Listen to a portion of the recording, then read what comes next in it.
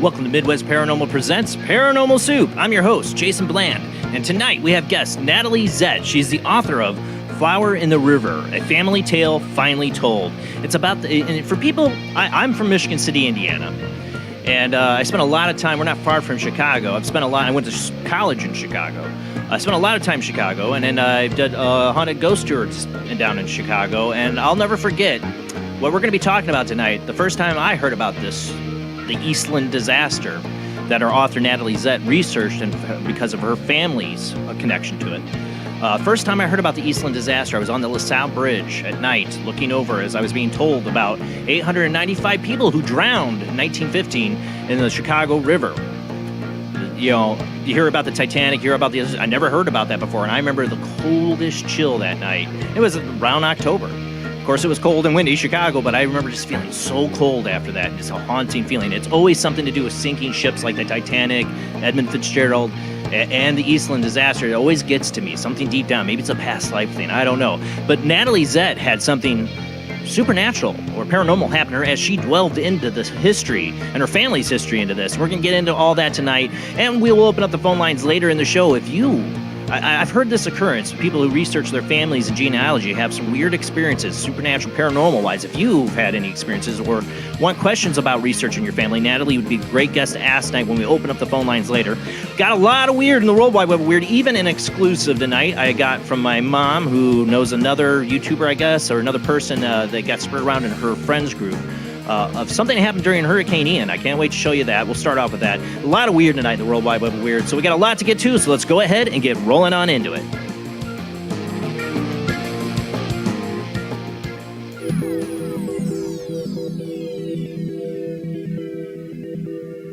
Welcome to another night of Paranormal Soup. As I said before, I'm your host, Jason Bland. Tonight's guest, Natalie Zett, author of Flower in the River, a family tale finally told, will be joining us after the World Wide Web of Weird, after our first commercial break. Joining me, as always, is my beautiful co-host, Jamie D. How you doing tonight, Jamie?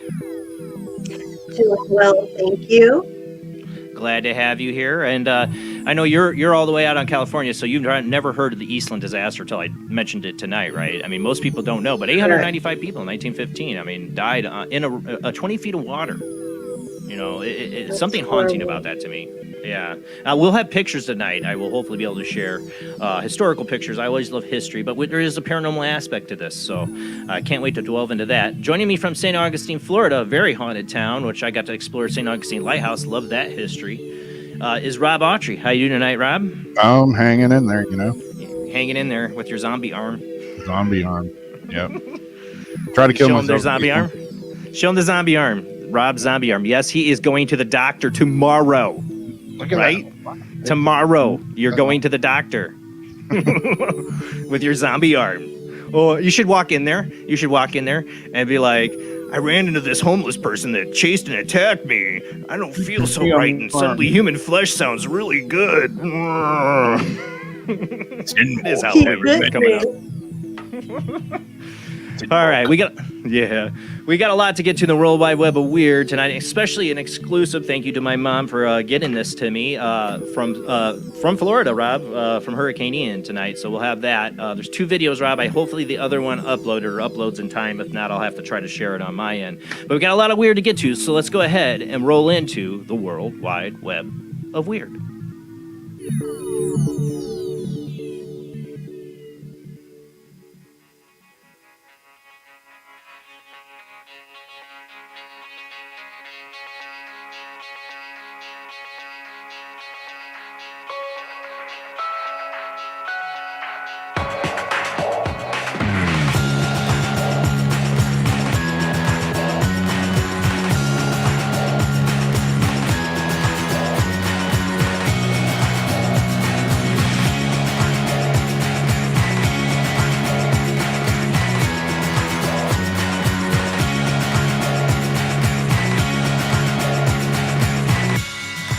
Tonight on the World Wide Web of Weird, first off, doing one of my favorite things to do in the World Wide Web of Weird is when somebody gets me evidence or something, somebody they know. It's personal. It's not an article. I don't have an article. I have just the person's story. Thank you, Mom.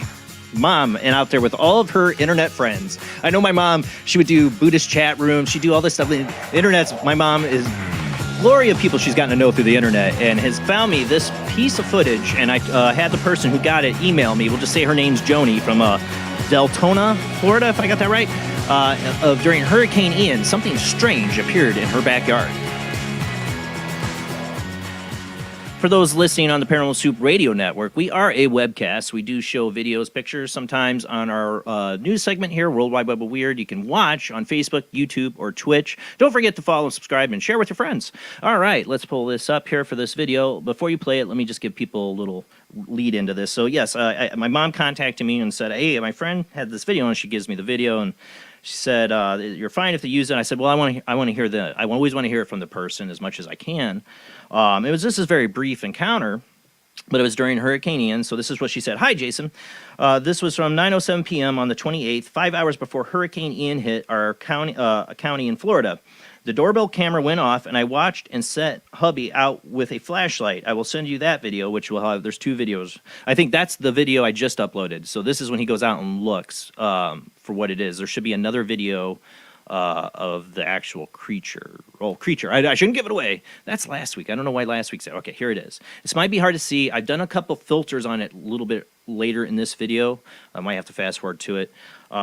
Let's see. So you can also see there's nothing around the bottom of the tree, even though it's starting to rain and there's a little bit of wind. We hadn't gotten the bad part of the hurricane yet. So go ahead and my mom sent this to me and I watched it on my phone. I had to put it on a TV screen to look at it. It's very blocky. You know, these ring cameras are. They're not the greatest quality, especially during a hurricane.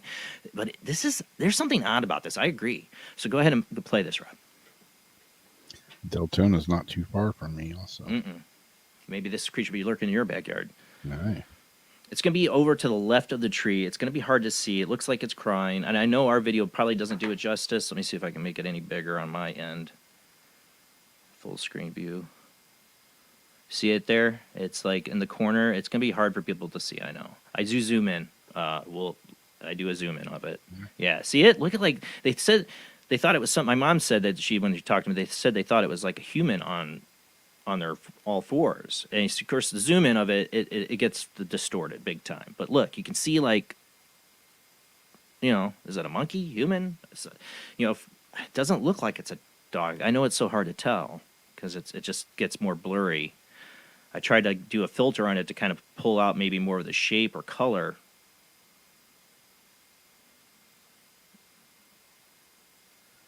Yeah, in a way, it kind of looks like, you know, these long-armed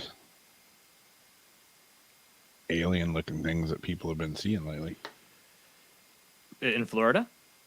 Yeah, just kind of all over. Really? Yeah. I mean, yeah, I guess I have seen some more stuff about creatures lately. Yeah. And it was funny, you know, or weird that, you know, this happened right before the hurricane hit. I don't know if it has anything to do with it. There does seem like when I reviewed this video, it's hard to tell if it's video distortion or not, but some shadow movement farther back to the left. But there's definitely something physically there doing it. Yeah, you see it kind of crawl out from behind that. Yeah. And it's walking like it's... Yeah. got legs and it's like on its arms or something. It doesn't look like a movement of a dog. You know what I'm No. saying? It doesn't have that movement at all. That's what caught my attention of this. So I thought this was interesting. That's not something you want to see in your backyard, especially. No. All right, so go play the other video. Play the other video. The other video is what she said. He goes out to kind of scope it out, see what it is. So this is another angle, another security camera. Don't you? I love the age of security cameras. We police state ourselves, but it's great for this stuff. You see him shine the flashlight. What the heck was that? What in the hell? Maybe the hurricane drew something out of the swamp around that area or whatever. Drew push something out because everybody's batting down the hatches and it felt safe. I don't know, but I love exclusives like that. Thank you, Mom. All right, we need to move on. I was running already a little late. Speaking of creatures, man, this story, that keeps growing over the years of the World Wide Web of Weird is the Black Panthers being spotted in England. This one is really good. I don't have the video of it, but you can find it on Unexplained Mysteries. There's an attachment to the video. But there's a picture of it right here. You can see of a big, large panther. According to reports, 17-year-old Josh Williams had been out wild camping with a friend in the Pike district when they spotted something unexpected in a nearby field. Grabbing his phone, he began recording what he believed to be a large black cat, possibly a panther. As they watched, it became apparent that the animal was feeding on what looked like a sheep carcass. We were both confused when we first saw it, he said. We stood staring at it and questioning what it could be for around 5 minutes before I decided to start recording so I could zoom in and get a better look. We tried attracting its attention so it would turn and face us so that we could get a better understanding of what we were looking at. That's a bad idea. We honestly had no idea what it could be if not a big cat. But does this footage really show a black panther feeding on a farm animal in the British countryside? As it stands, it's quite difficult to make out exactly what it is in the video. The fact that the clip is so short and doesn't show the animal walking away afterward doesn't help matters either. Some argue the video could be an optical illusion, that the panther is in fact a cow sitting down. You can check out the footage below, blah, blah, blah. Like I said, they got it there. I've watched the footage. It looks like a cat to me. It could be a cow. It looks like a cow's tail to me, to be honest. I couldn't use the video footage because it's from a newscast.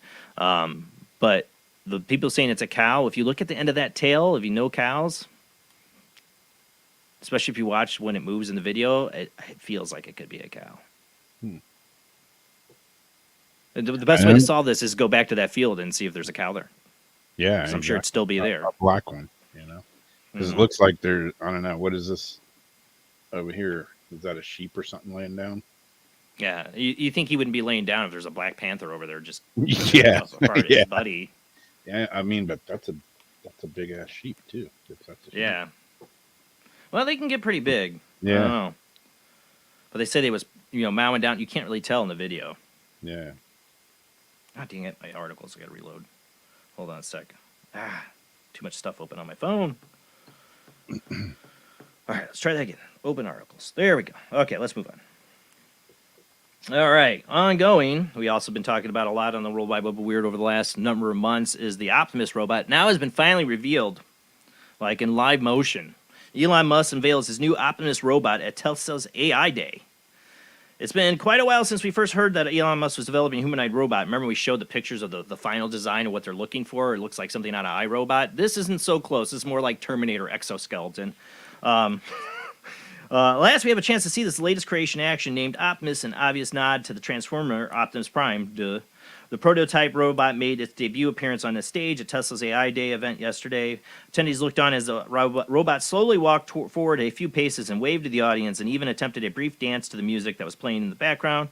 It would be fair to say that Optimus is still very much a work in progress. Yeah, it has very slow kind of movements, but it walked on its own. There's no, like, a lot of the first robots you see walking out have a big long cord attached for power, usually. This thing is self-power, has its own power source inside, walks on its own, can wave at everybody. It's getting there. Yeah. It's getting there very fast. There's critics to this robot. They're like, oh, that's not that impressive. Like, oh my God, that's pretty damn impressive what this thing can do. It's got digits and fingers and stuff too. I mean, I think this thing's designed to do a lot. They want this thing to be like in your homes as your personal servant, robot servant, until it kills you. Exactly. I'm just saying.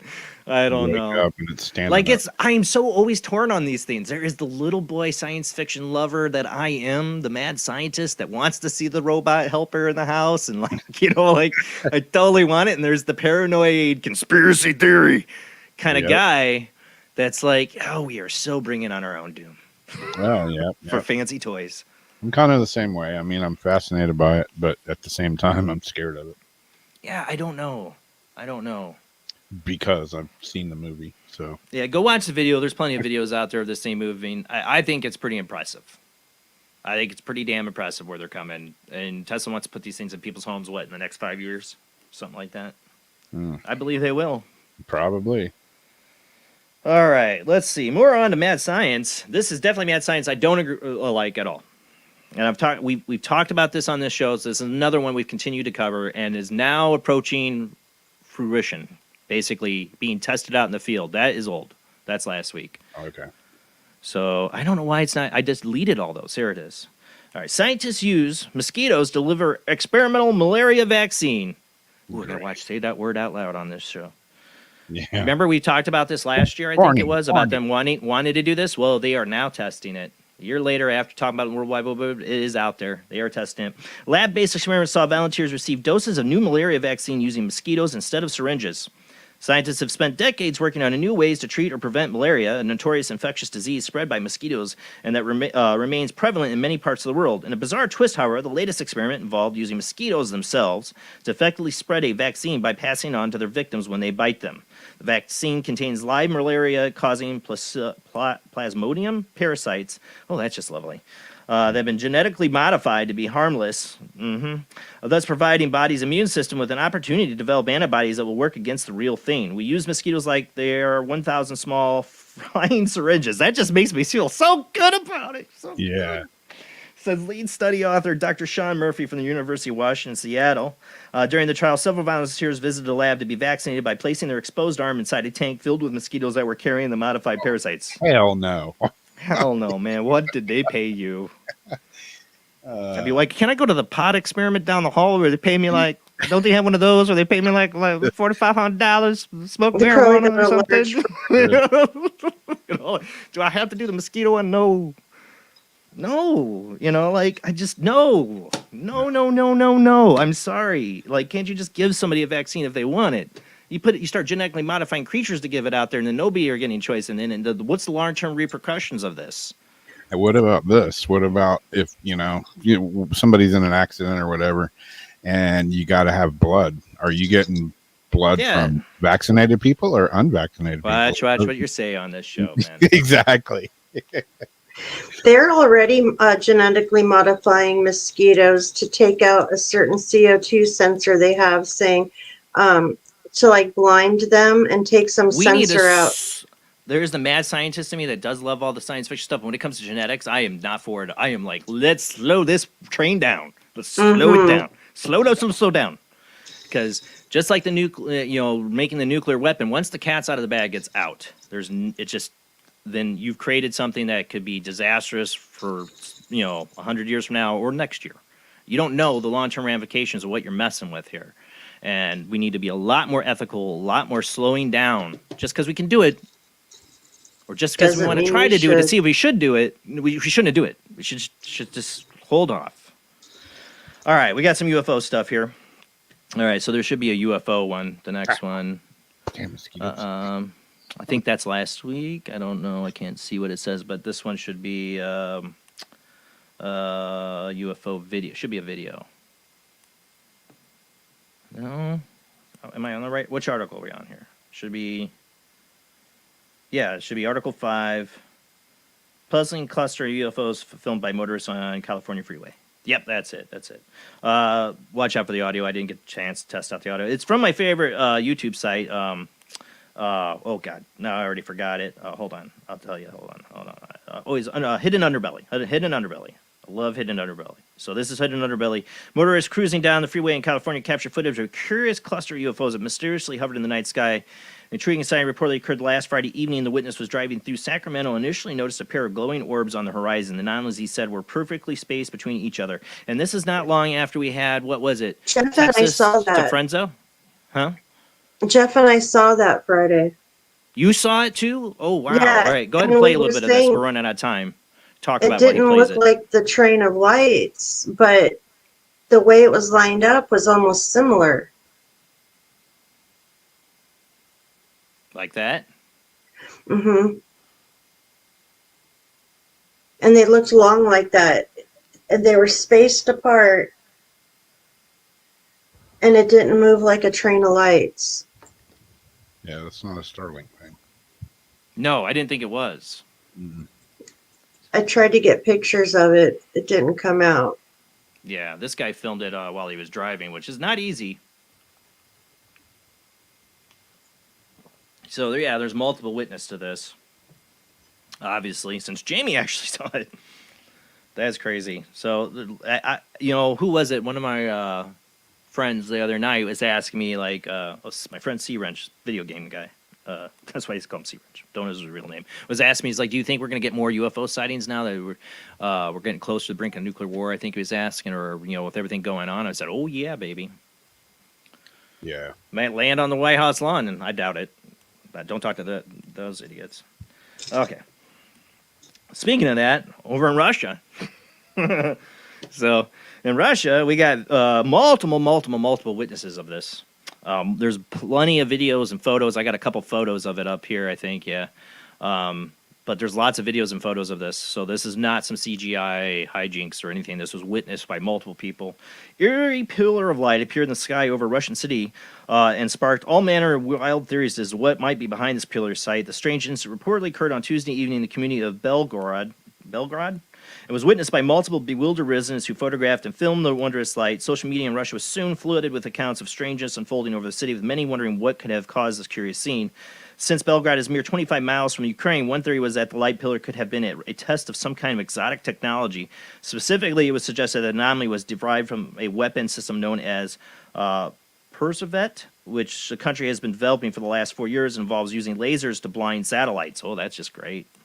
As one might imagine, this ominous speculation was alluded to by a few Russian media outlets, although many people online expressed skepticism regarding the hypothesis. More likely explanation, scientists say, is that the puzzling pillar was probably just a natural occurrence of a phenomenon, which is also seen earlier this year at the Sky Resort in Turkey. I don't know if this is a phenomenon. This looked pretty crazy. I've seen the videos of it, too. So, yeah, things are heating up in the world, and I think UFO sightings, as my friend C-Wrench out there, if you're listening, buddy, I think are going to pick up big time.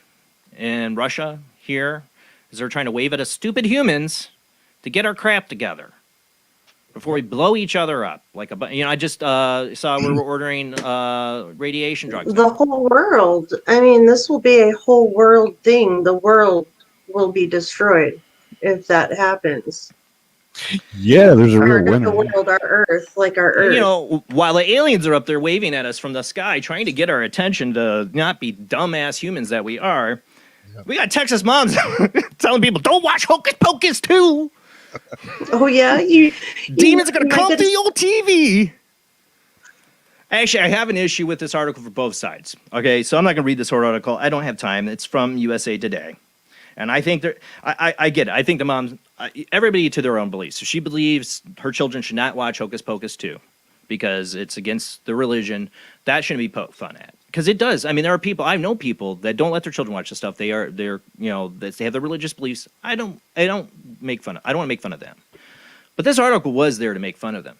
We're getting close to November and election season, and they definitely point out in this article, this muchly comes from QAnon and Republican conservative politicians, this kind of thought mentality. They're trying to separate and divide us. Look at this evil woman over here who doesn't let her kids watch Hocus Pocus 2 because she's a Christian conservative idiot. I might not disagree with some of the statements in there, but at the same time, this article was put out there to divide us. I see both sides of the issue. I can see the mom when she says that, hey, we are putting a lot of stuff in our Hollywood movies about child sacrifice and normalizing things like that. Mommy, what's a virgin? When they watch Hocus Pocus 2 makes a comment of that. I watch Hocus Pocus 2 with my kids, okay? I like the Hocus. People need to lighten the bleep up, for one. Lighten up. And I know friends that didn't want to watch it because Bette Midler is such a liberal, blah, blah, blah, blah. I don't care if I were to, not watch stuff because of actors' political views, I would have We nothing to watch watch. anything. I wouldn't be able to watch anything. Like, lighten up, people. It's a freaking kids movie. On both sides need to lighten up. Like, but they put this article out there to be like, look at this redneck mom out there telling her kids not to watch Hocus Pocus 2. They're gonna get Satan in them. They do this to divide us. They do this, and it's close to Halloween. It's close to election season. Yeah. Look at how bad these conservative parents are. There are people out there there's abuse. I don't agree with that. I let my kids watch Hocus Pocus too, but to each their own. And this kind of crap from USA Today, I give you the middle finger, is more crap to divide us. And I'm just pure out tired of it. I almost didn't cover this article because I'm like promoting their crap. But I wanted to get this statement out there. These kind of things, yes, she seems silly. She seems crazy. I don't agree with her. But this is put out there for a reason. Okay? And I won't disagree with her points about what Hollywood is putting in their content, especially for kids. There is some things I would be concerned about. And I'm definitely not a fan of Disney. Everybody knows that. There are a lot of subliminal messages being put into things. So there are. She's not wrong. She's not wrong. But I agree. QAnon is a bunch of crap. I'm sorry. I know I'm going to lose subscribers for that.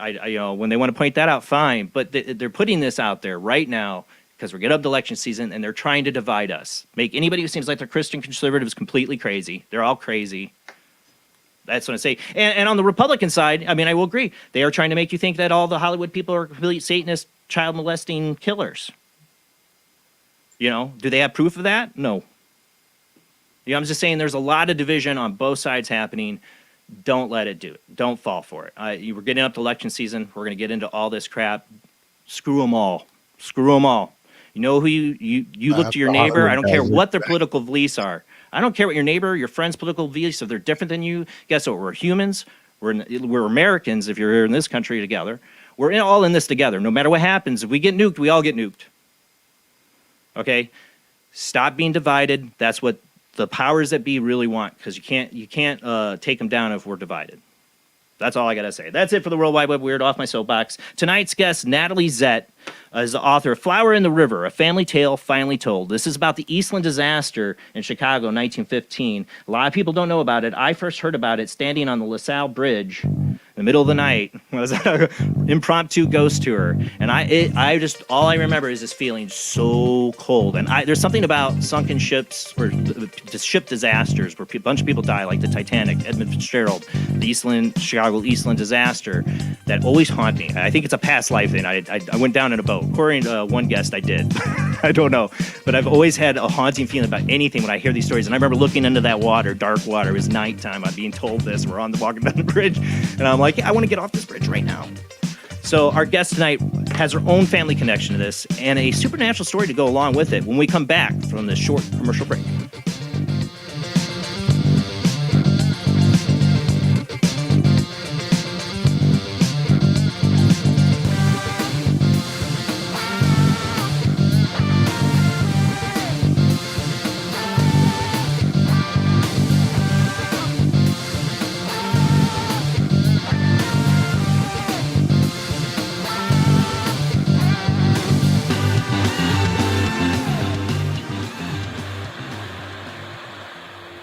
Join us every Wednesday night at midnight Eastern Standard Time for Weird Wednesday, the live stream, with your hosts Jamie, the Living Dead Girl, and Rob, the Phantom, where we'll talk about all things paranormal, including zodiac, astrology, tarot card and oracle card readings, live ghost boxing and spirit communication, where we'll do Voices from Beyond, the Cold Case Files. So we hope you join us live on Facebook and YouTube every Wednesday night at midnight Eastern Standard Time. We hope to see you there. Bye-bye.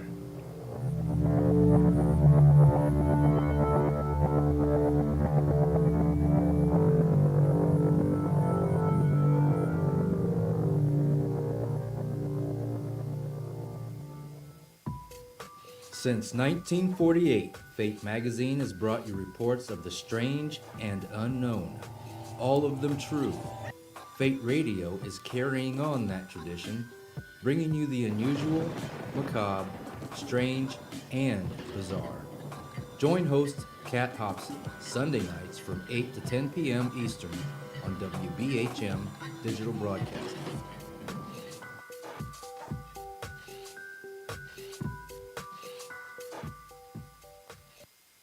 Of the second kind, physical evidence of a UFO. Close encounters of the third kind, contact.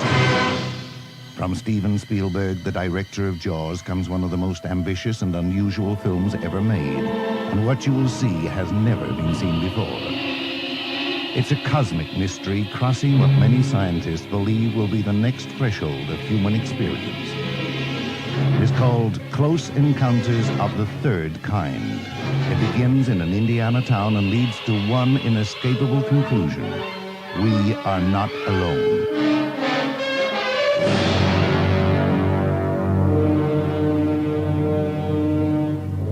Close Encounters of the Third Kind. Certificate A. Now showing at the Odeon, Leicester Square. The international chart-topping, Haunted Horror of Haverfordwest has been described as terrifyingly real, a must-read, shocking and chilling brilliance, genuinely worrying, utterly frightening. Don't read before bed. Described as one of the spookiest writers out there, best-selling author G.L. Davies presents Haunted Horror of Haverfordwest, the true paranormal account that is shocking the world. Dare you enter? Dare you read? Haunted Horror of Haverfordwest is available on Amazon, Barnes & Noble, Kindle, and wherever books are sold. Pray you never have to live there. This is the sound of a space clock aboard a U.S. satellite 180 miles above the Earth. No one winds up this timepiece. It's powered by a tiny battery, a battery that delivers power for years without replacement. Now the same type of battery, the Duracell battery, can bring new reliability and long life to your battery-operated equipment. Radios, cameras, toys, all run far longer. Duracell batteries, the long-distance power cells, outlast any ordinary battery. The same type of battery that keeps space clocks running for years can bring long life to anything powered by batteries. Dura, as in durable. Cell, as in power cell. The Duracell battery, made by Mallory. Are you intrigued by Paranormal Talk Radio? You'll love the new Paranormal Radio app from Talkstream Live. You'll find a great selection of talk shows covering UFOs, ghosts, strange phenomena, and much more. Download the Paranormal Radio app now and start listening to the very best in paranormal talk entertainment, including the network you're listening to right now, the Paranormal Radio app, free in Google Play and the iOS App Store. Switch to DCS ranging. 240, nominal to profile. We're in the pipe, 5 by 5.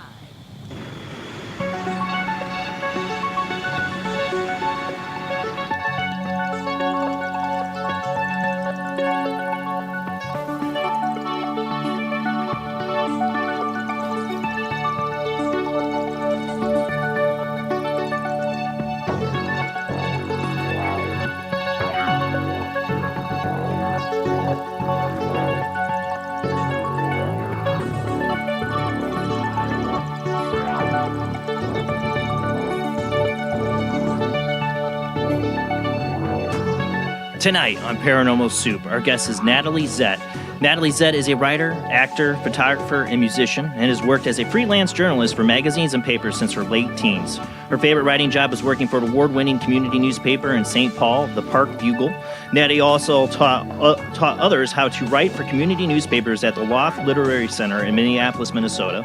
And during the last few years, she became a family historian. Natalie is a proud graduate of the Ursuline College, Pike, Ohio, where she majored in business administration. She also graduated from Luther Seminary, St. Paul, Minnesota, where she received an MA in Systematic Theology. Natalie is drawn to misplaced and forgotten stories because they're more compelling than the world would let us believe. I feel the same.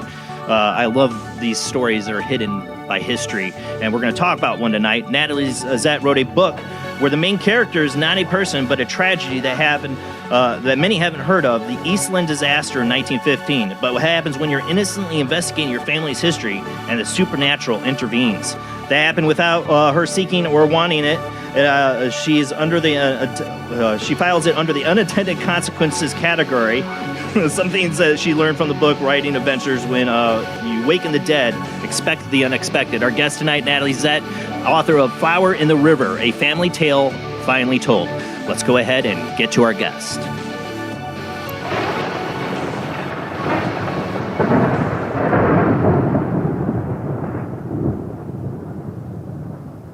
All right, let me add her to the stream, make sure we got her. How you doing tonight, Natalie? Hello. Great. Nice to listen to you all engage with each other before this happened. I was laughing. It was really fun. So that's what the World Wide Web of the Weird does. It either makes you laugh or scared for humanity, or both. Well, like my family motto is time plus tragedy equals comedy, and we have so much of it. So it's like, what else are you going to do? But it was good. Yeah. Well, I don't know if you heard. I talked about it at the very beginning of the show before our news segment. Is that I'm from Michigan City, Indiana. Oh my gosh! Right. I know where that. You know why? I do. Yeah. And you were there at the disaster site, Jason. Yeah, I was on I went to Columbia College and I got invited to an impromptu ghost tour, not a professional one. This guy that drove us around in a van around Chicago late at night. We got out to places like we went to the parking lot, I guess it was, where the H.H. Holmes murder house was. Wow, okay. You know, we went to was near the alley or somewhere for the Valentine's Day shooting. Iroquois Theater, 600 people died in the fire. He took us. He knew all this history. It was great, and he took us. The one place that really haunted me though is when we got out and we were walking around downtown like Chicago. We got to LaSalle Bridge, and he walks up, and I'm just looking over the bridge, and I have a fear of water. Like a deep fear of drowning. And I'm looking over it like, and he starts telling us the story of the Eastland disaster. Wow. And of ghost stories associated with it. People seeing people drowning in the water, like sitting in a restaurant, look out, and they see somebody drowning. They call the police, and there's no one there.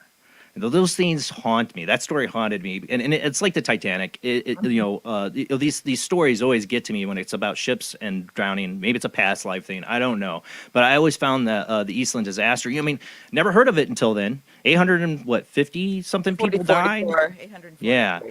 Yeah. It's only a few years after the Titanic, but nobody hardly knows about it. Mm-hmm. This is true. You're the most well-versed in that particular, not just the Eastland, but that particular Chicago history, the vignette you just shared, that's pretty impressive there. Oh, Chicago's a great town for haunting. Oh, yeah. It's a great town for ghost stories. There's a lot of tragedy in Chicago. Exactly. It still is, sadly. Sadly. It still is, yes, absolutely. But yeah, I grew up really close to Chicago, and I went to college in Chicago, so I got to know it pretty well, and I always wanted to. It was before my paranormal investigator years, but I always wanted to know the ghost stories. Wow, that is you were drawn to it. So, but you've been to the site, so you know what that looks like. Yeah. Yeah, and we do have pictures tonight I can show. I have in the files from the historical stuff we can look at later, just so people can get a feel of the coldness I felt. It was really what I felt when I was standing over the bridge, is this deep, like cold to the bones. Of course, it was October then too, and it was like windy and chilly. But still, I felt like I got much colder when he's telling me this story, and I'm looking out, and I'm like, okay, let's go. Wow. Is this one where the Mothman was supposedly? No, seen? This is very pre-Mothman. This is 1915. Mothman, yeah. Right. Very pre-Mothman. But who knows what people might have saw then? I don't know. Exactly. I don't know. So how did this, Natalie, how did this journey for you begin? Getting into your family history, to all this down this road, and to the paranormal experiences. Let's get into it. Well, Cliff's Notes version, Jason and everybody. I was already an established journalist in the Twin Cities. As you pointed out, I came up here to go to grad school. I didn't leave. That's what happens with the Twin Cities. It's like a force field. You can never get out. And so I'm originally from Johnstown, Pennsylvania. Grew up in Cleveland, lived all over the place, came here, and was just innocently doing my thing, writing and doing all these other things. I have a little bit of a problem getting bored, attention deficit stuff. So I do have a full-time job, and I do have all these other things that I do, if anybody can relate to that. And so... very much so. Okay, there you go. So I think a lot of us do this sort of thing. So yeah, there's the plaque. That's a replacement plaque. But so I was not interested at all in family history. I moved to the Twin Cities to kind of get away and get a fresh start from my family. So it was one of those kinds of things where there's a lot of ironies in this whole thing. But I came up here. I thought, oh, this is really great. I'm not related to anybody. I don't know anybody. I loved starting. Yeah, it's going to come up again. But so I was up here grooving along, and just things were going well. They were interesting. And then in '96, my father died. And that's one of those events that it put everything into a tailspin. And I think what happened was his death opened me up to things that I normally would not have been open to. I mean, I would think I was Yeah. broken open. It's kind of like something, just kind of hollows you out. And I feel that way right now too, because my mother just died earlier this year. So it's like, oh my I'm goodness. so sorry. Well, thank you. I think honestly, the book ending of my parents' respected deaths in the midst of this book starting and then getting out into the world, the irony is not lost on me. So it's like, whoa. So Dad dies, and the story of the Eastland comes from my mother's side. However, my mother, no one knew about this. And about a year after Dad's death, I got a manuscript from my mom's sister in Chicago, who I thought was dead. I was not that close to the family. She Yeah. was a reporter in the 1930s. Oh, wow. Yeah, she didn't do it for very long. Women back then, they got married, and that was the end of their jobs. But she still had that, not just spidey sense, but she was so thorough, and she just wanted to make sure. She was in her 80s by then. She wanted to make sure that somebody who would do something with this family history knew about it. And Yeah. she knew. My mother's mother died when my mom was 3. And my mom was they were in Johnstown, Pennsylvania at that point, and the rest of my grandmother's family was in Chicago. All 4 of my grandparents are immigrants, and they came from Eastern Europe, Central Europe. The countries don't exist any longer, so I don't even identify. It's like I'm from nowhere. But, but we're Eastern European, and Like so, Gypsy? well, yeah, we are Romani, part Romani Yeah. as well. Yes, absolutely. And so they were all over the place. And my mom's mom died when my mom was 3. My mother didn't even remember her mother. So my mom went on, was with her life in Pennsylvania, married my dad, who was a radio performer. And my dad's family is actually the spookier of the 2 families. My dad's side is part Romani, Ashkenazi Jewish, Ruthenian, Carpatho-Rusin. So they had the whole thing going with the seances, and town psychics were my man. relatives.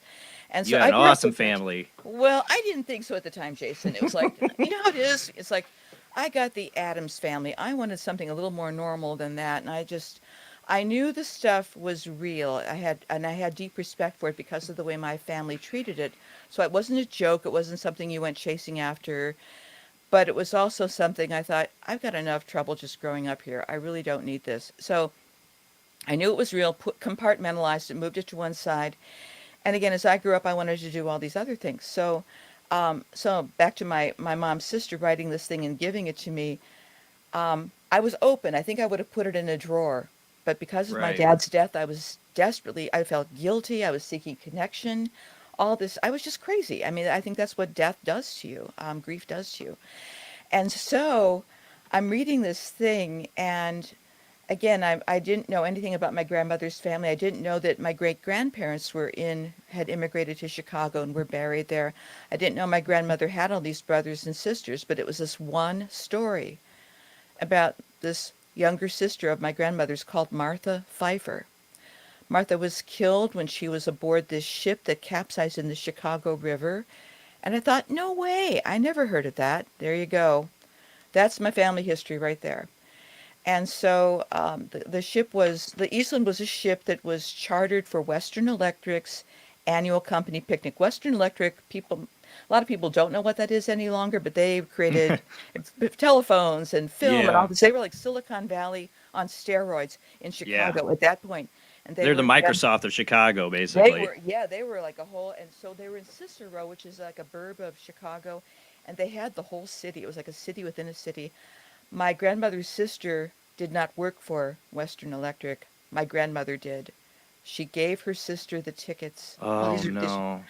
So you know how it takes a while for you read something, but it doesn't really inhabit your body until Yeah. later. And I was reading this, I was thinking, uh-oh, grandma should have been on that thing. And had grandma been on that thing, I thought we might not be here. So there was that. There was the fact that I didn't know who the sister Yeah. was. I never heard of the Eastland. In 1990s, the internet was not what it is now. So I was going to write about this. I thought, well, very least I owe this woman an article. And yeah, there it is when it's probably upright. When it was brought back up, yeah. Yeah. That thing's like a Twilight Zone thing. It kept going on until 1945 when it was decommissioned. Finally, it was used for a training vessel with the Navy. Really? Yes, I didn't I know thought that. So it continued to be used. it They was like a rebid it. Stephen Oh my King Christine in God. the car or something. It's like that frickin' thing just wouldn't die. So, I wonder what the ghost stories they had. I'm sorry, you oh just got my my God. imagination. Wow. I didn't Well, realize that. They kept that they thing in kept going. commission? They kept that thing in commission and already had problems even before the Western Electric Picnic. But it's like an entity, you know. And I Yeah. focus in on it because it caused this cataclysm in the family. But I was reading about this thing. I thought, why did I never hear of this? I mean, like you, Jason, I was in Cleveland and I always had Second City envy. I thought, why can't I live in a cool place where people get murdered all the time? And there's Murder Castle, St. Valentine's Day Massacre. Everything seemed so much better in Chicago. And even all the intrigue, the blues, the jazz, all that stuff, you know, and all the writers. I mean, and my special favorite, Carl Sandburg. So, um, but I knew Chicago history, and I never Yeah. heard of this. And then there was that. And as I was trying to figure out as a writer, how do I do this? Yeah, how do I do this article about this unknown event? I started researching the rest of this 38-page document, and I saw something even more extraordinary than the Eastland. I saw that my mother's family, my great-great-grandmother and her children, they were all related to the same family. They had, instead of going to Chicago, they relocated to western Wisconsin, about an hour from where I had moved. So in other words, I'm so proud that I relocated to a place where I'm not related to anybody or didn't know anybody. I moved to the mothership without knowing it. So that, in a weird way, was more shocking to me than I mean, the story of the Eastland was a shock. Believe me, it was a shock. Right. But I stepped back and I thought, who's running my life? Um, of all the places I could have gone as a writer, particularly, I was going back and forth to New York City, doing some work for the Village Voice. I was trying to be cool. I was never cool, but I had that illusion when I was younger. Oh. And, and I'm really not that cool. I'm in You St. seem Paul. cool. No, I'm not. The joke about the Twin Cities is the Minneapolis is where you go when you're cool, and St. Paul, where I live, is where you go when you're tired. So this is where we are, sleeping through. It's my bedtime, Jason. I must sleep. But anyway, so I realized, oh my gosh, I moved to the mothership, and I had living relatives, descendants of that family, just across the border. I've gotten to know them since.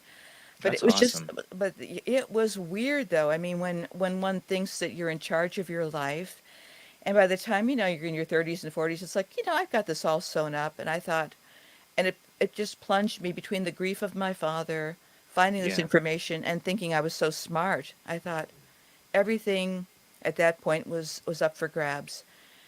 And I can't even describe the emotions. I don't think there are words for those emotions. It was just so Did you, insane. I think what you said, you got there and you felt like you belonged there Yeah, I did. before you knew this information. You know, I have many psychics on this show, you know, mediums and stuff that talk about the afterlife and reincarnation and soul groups. And they talk about people do a lot. They see reincarnate into their families. Yeah, And that there's soul groups, and that, you know, you can see how people like end up living next to their lost brother they never knew they had. You know what I'm saying? Like things like this happen. You know, like there's something still trying to bind us together from another side or beyond the veil, our family. Right? And we were talking about this last week about ancestors, about dream walking, basically, or going to meet your ancestors. That there's importance to ancestral religions and beliefs, that your ancestors are there with you still. Well, I love the way you express that. That I think that is true, and I think a lot of people are finding that out now. And I think things like Ancestry.com and these DNA connections are really accelerating that. So the technology is there.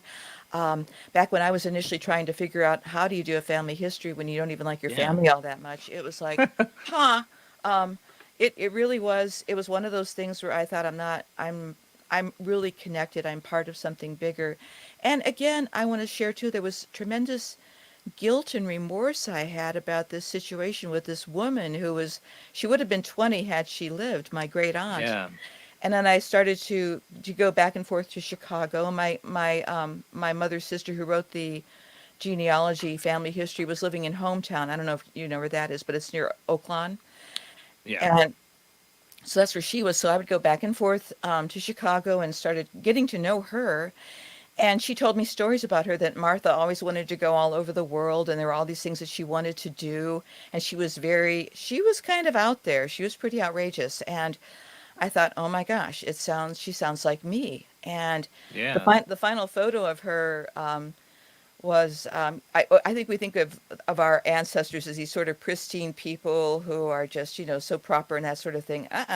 Final photo that I have of her, she was probably about 19, probably maybe a year or so before her death. So young. She's dressed in drag with a bunch of her women friends dangling a cigarette. I thought, what were you into here? I mean, Rebel girls. She was, yeah, they were all just badassery going on. So I thought, wow, and that's my mom's side of the family that I had no connection with. And so I thought, but I very much, the life that my mother's sister was describing sounded a lot like mine in so many ways. And so there was all that stuff. And I thought, but before I was doing this back and forth to Chicago, I had to get this article written. I promised I would for one of the papers I was working for. And before I even went to Chicago the very first time, I thought, when I was finishing the article, I thought, I've got to go to at least see the grave. And I drove down to Chicago from the Twin Cities, and I realized once I got to it's Bethania Cemetery on Archer Avenue next to Resurrection Cemetery. You know Resurrection Mary, she's really popular, but it's right next to Bethania. Been there, done that. You've been there, yeah. So Resurrection Mary's probably right next door. But so I went to the cemetery, and I realized when I got there, I didn't know where the grave was. And this is a common story now amongst genealogists, but at the time I wasn't connected to the genealogy community. So I parked my car. And it's a huge old graveyard. I mean, it just goes on and on and on forever. And I thought, oh, what did you do? And I was pacing. It was really hot, for 45 minutes, running up and down, trying to look at the older graves, trying to figure out where she might be, where the family might be. I couldn't find it. And I was walking back. That's a lot of graves. That's a lot of graves there. And when you don't know what you're doing, it's even worse. And I thought, what the hell was I thinking? So I went to walk around some more, and it was almost like something pushed me, not in a violent way, but it was just like I tripped over something. I didn't fall, but I was pushed back in the direction of my car. And I walked there, wanted to get some water, and then I looked. I had parked right in front of the graves, and I didn't see it when I got out. Now, I don't know what that was. I really don't know what that was.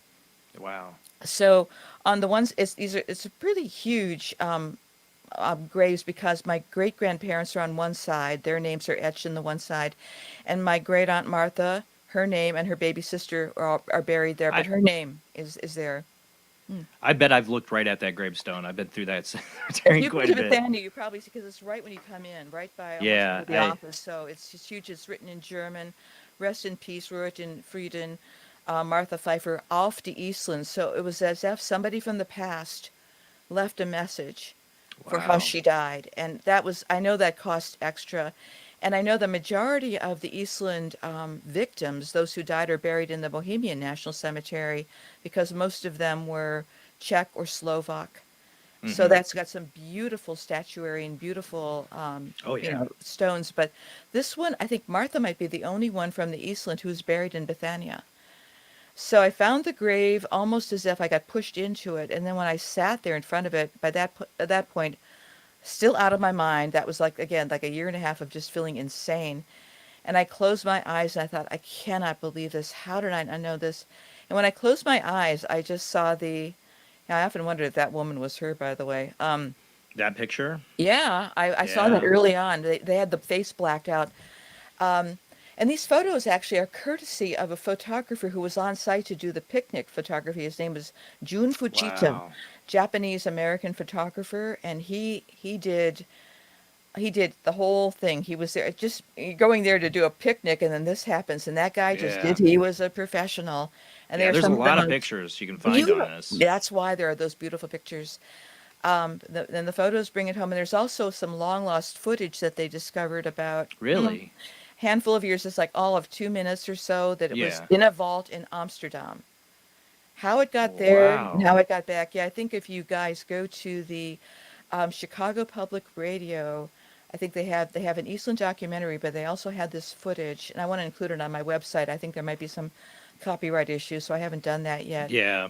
But yeah, so it's just real brief, but it's to see people moving around Yeah. at that point from that, and I always wonder, were they my people? Were they whatever? Right. So I mean, there was whole families that were wiped out by this whole families were disaster. wiped out. The Sindelar family, other families, and then what the weird thing though, back to what you were saying, that people don't know about this. People, I mean, there's more because of the internet, because there've been some videos, and the woman, the mortician, Ask a Mortician, Caitlin, Dowdy, I think her last name is. She did a video on it, so I was getting all these hits on my website, and it's like, what is going on here? And it was because Caitlin did this video on the Eastland victims. There they are. So this is Yeah. If you go back to that picture, Rob, I think that's the one. That was the Oprah Winfrey. That's where Oprah Winfrey's yeah, it's Oprah studio Winfrey was. Studios. Yeah, the Harpo Studios. What's the building? Harpo. Harpo. Yeah. Thank Yeah, you, it Harpo. was. Yeah, so her build. So the Second Regiment Armory is what this originally was. I That's think what it Harpo was. was kind of carved out. Yeah. But I didn't even know that when I went to do kind of the Eastland, tour. I thought, is this the right location? Harpo Studios. So I thought, oh my God, Oprah's part of this too. So it was just, you couldn't make this stuff up. I mean, you call your show, the Paranormal Soup. It's like, for me, Eastern European, it's like the Paranormal Goulash. It's like, oh my God. I mean, here come the onions, here come the beef. I mean, Yeah. so this whole thing is just, it was just a real, I couldn't wrap my mind around it. So I also want to tell you that when I was researching, it went from a research project to something else, and that's where the supernatural started kicking in. The hotel that I was in the night before I drove down to Chicago to find that grave, there were noises going on, like almost like a generator or a fan, So and there was this no is the night source of- after the grave visit, right? Well, Just- actually, the night before the grave visit. I'm jumping all Oh. over the place. I'm It's one all of right. those kinds of people. But so the night before the grave visit, it started to get really weird in the room. I was by Yeah. myself, and it felt like I was not alone. And I thought, and again, at one level of myself, I was going to gaslight myself. I knew it. Another level, I thought, write this down because you are going to talk yourself out of this. Yeah. Because I have that nice little split with the creative and also the left brain. I'm in IT, so I do all we can't figure that out. It's not logical, whatever. Did you turn it on or off? I can turn it on or off, but as a journalist too, I mean, I have to prove everything. I mean, Yeah. it was this whole, this thing of journalistic integrity. You try to, and so, but I thought something's going on in this room, and there were noises, and then I felt I was not by myself. And then as I turned the lights out and hoped to God it would stop, there were like shadows in the room, and I thought, am I seeing this? Yeah. And I was scared out of my tiny mind, but by the same token, I wasn't scared for my life, and I can't describe that paradox. But I thought, I understand okay. it though. I think you would. I think probably everybody listening understands this. Yeah. But I didn't, and I wasn't. I want to be really clear. I was not looking for this. Again, I grew up Right. around it. I believed it. I did not want to join the merry gang of seance givers and fortune tellers that were my family, and that's a lot of them did for a living. And I thought, oh no. And then when I woke up the next day, I thought, that happened. And I thought, I couldn't fight it. I couldn't talk to anybody about it. And that was the thing, the paranormal, which for my family is actually quite normal, it had me in a corner. And I thought, I don't know what you want. I don't know. It's like, didn't you want to choose somebody else for this? Because I'm not real connected to the family. I'm indifferent about my family heritage, at the very least. So least likely, and I do not believe that any of us are special. It's just that some of us can actually do this, and we're not sure why. And it could be, my dad always used to say, it's in the blood. You can't fight that. So that's how it all started. And then it escalated after I came back from the Chicago finding the grave. I thought I was done. And then the craziest part of this was when I was back in my apartment. I was living in a small apartment in St. Paul, one bedroom. I was in my bedroom, which was my office, typing the article, getting it done, going to get it to the editor. and stuff fell off of my refrigerator. And St. Paul is not on an earthquake fault line. And I thought, typical apartment, you have all this junk, you have no storage. I thought, Yeah. what's I going got a on? house and I got my refrigerators like that. Well, yeah, we do that too. But, but at that point, it was like, all, paper towels, Kleenexes, all that junk. Yeah. And I picked it back up and I thought, okay, I don't know why that happened, how that could have happened. So I shoved that all the way back. Yeah. And not like 5 minutes later after I was typing, it happened again. Oh. And I thought, again, just even talking about it, it's like, oh, crap, you got to be kidding. and then I put the stuff back and I said, don't you dare. And then I went back into the office, said, I have to finish. And I thought, who am I talking to here? I wasn't even sure I was talking to. I thought, you behave, because I got to finish this thing. And then the third time when it happened, I thought, oh, God. So I put the stuff back, and I didn't know who to call. And who do you call? Mommy. My mom's I called Mommy. And my mom was very much of kind of the ilk I am too. She was very much more on the skeptical side, and I would say I'm one of those two, very skeptical, but not closed. I'm just not all in. Like everything doesn't mean this. I just think we have to investigate and watch confirmation bias because I'm a journalist. Yeah. And I called my mother and I'm talking to her and I said, "Hey, Mom, did you know this? Whatever." And I went to the cemetery and I found your our great-grandparents' graves and things like that. I said, did you know they're in Chicago? And I said, I brought this back, some Polaroids, I'm going to send them to you. And I said, I think I brought something else back from Chicago. And she said, what's that? And I said, Aunt Martha. And she said, what? And then I was telling her all this stuff. And this was after my dad died. She said, this stuff happened after your dad died. Things falling, the VCR going on and off. Remember the old VCRs, TV going on and off, radios going on and off. I said, oh. So your mom was experiencing that? Yeah. And we did to a point too. But again, I think it was real typical of us when these things did happen to talk ourselves out of it.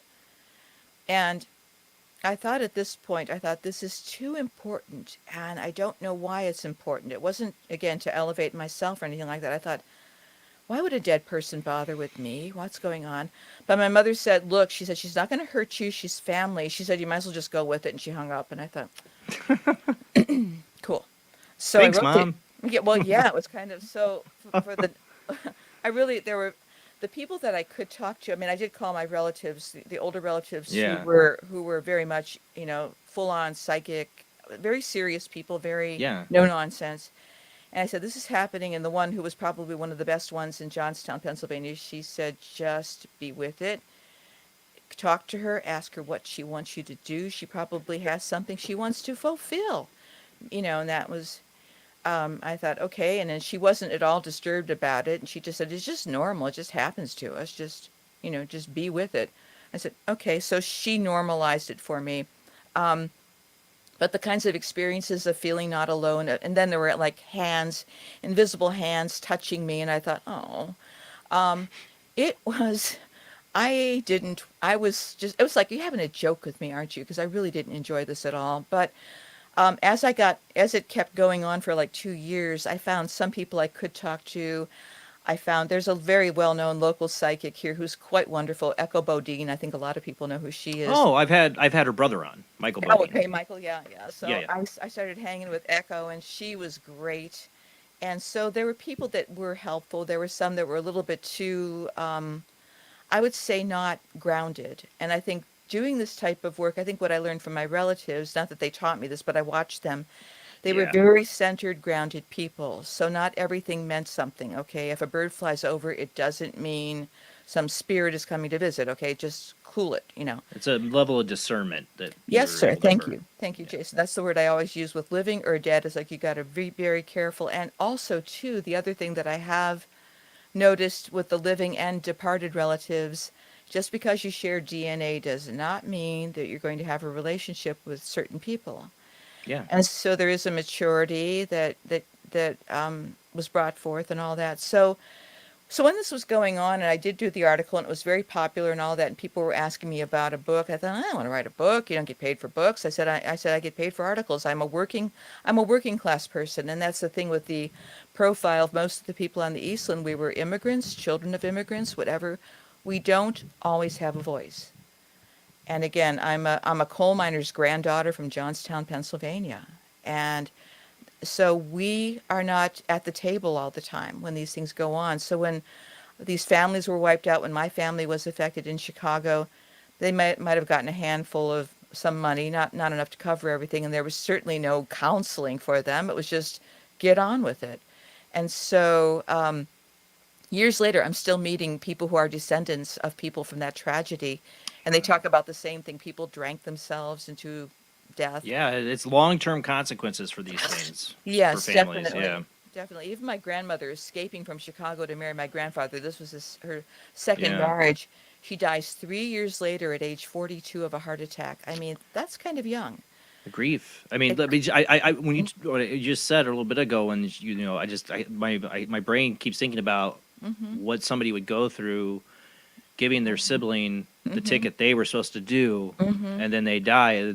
I can't even at all imagine what kind of suffering she went through from that. Yes, I thank you. I like your empathy, and she also was the one who identified her at the morgue. If you go to my website, she's the death certificate's on there. So it's just like, yeah, we've got on all sides of the family, we've got so many bizarre tragedies, like the Johnstown floods, another one. And so we have family in that. Yeah. Yes, sir. So it's just like wherever I go, there was, when I was uncovering this information, I was a consultant traveling all over the country, going to different, corporations and doing consulting things, whatever we did. And my colleague said, I'm not getting on a plane with you anymore. I said, well, why? And she said, look at that family of yours. She said, you're snake bit. And I said, oh. So it sounds like you shouldn't get on a boat. It's a lot of flooding, drowning deaths. No, I'm not getting, when I was a little kid and I opened my book with this story about my dad and I were in Lake Erie in Chicago. My dad took me on a ship, tried to take me on a ship, I should say, that was moored, just something to look at. It was free. Anything was free, we would go on.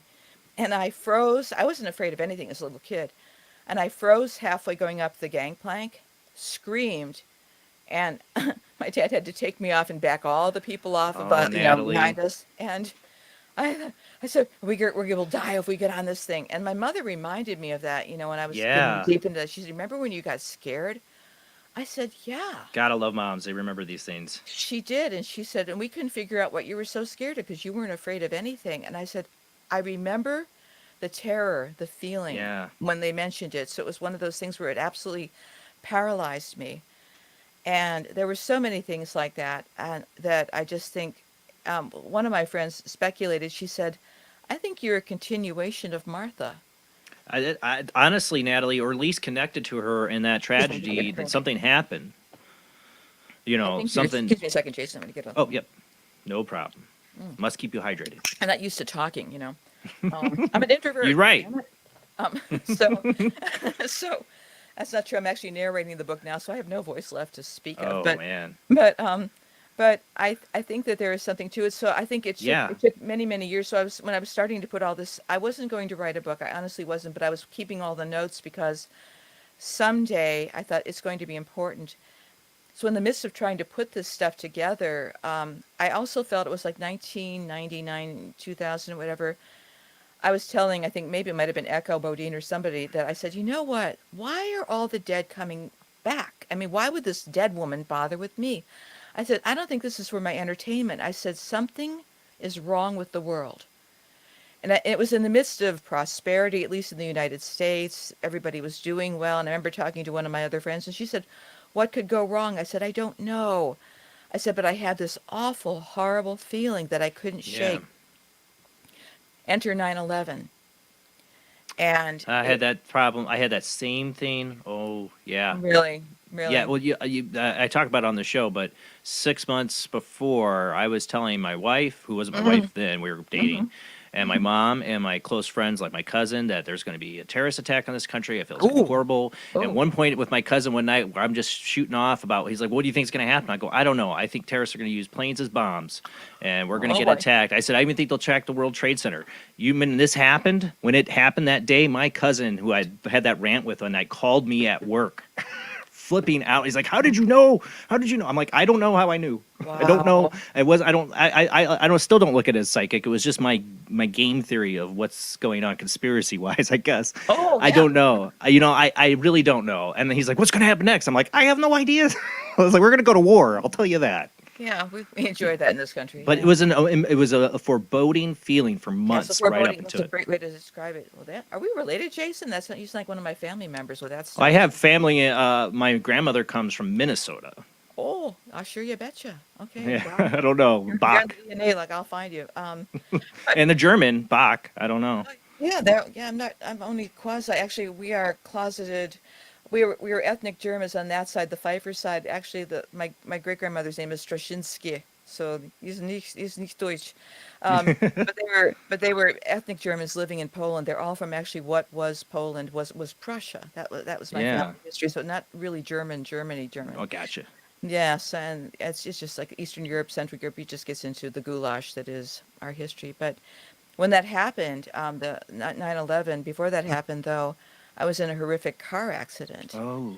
And yeah, so that people ask me, why did it take you so damn long to finish that book? I said, well, I'll tell you, it took a while to get my memory back, functioning, talking right. I mean, I still have the vestiges from that, but it took about 7 or 8 years. I really, I could do simple things, and that sort of thing. But in terms of looking at a book, I thought, well, I better just put this in a drawer for now. It took a long time. And, to come back, or not, I never came back. I just became different. And so, in an odd kind of way, that head injury, which the worst part was the head injury of the thing. 'Cause actually, physically, I looked fine, but you get smacked in the head once or twice, it's like, whoa. And it actually opened me up more psychically than I'd ever been. And I really couldn't control some of the stuff I was feeling. And I really thought I was just, I don't know how I hung on. I really don't. It was so frightening because I thought, I'm going to shut this stuff off.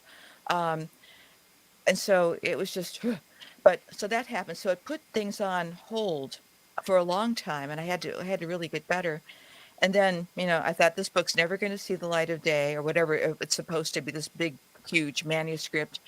So I put it to one side. And then enter one of my friends at work about 2017 said, you really should do this DNA testing stuff, I said, well, I know who I am. No, you should do it.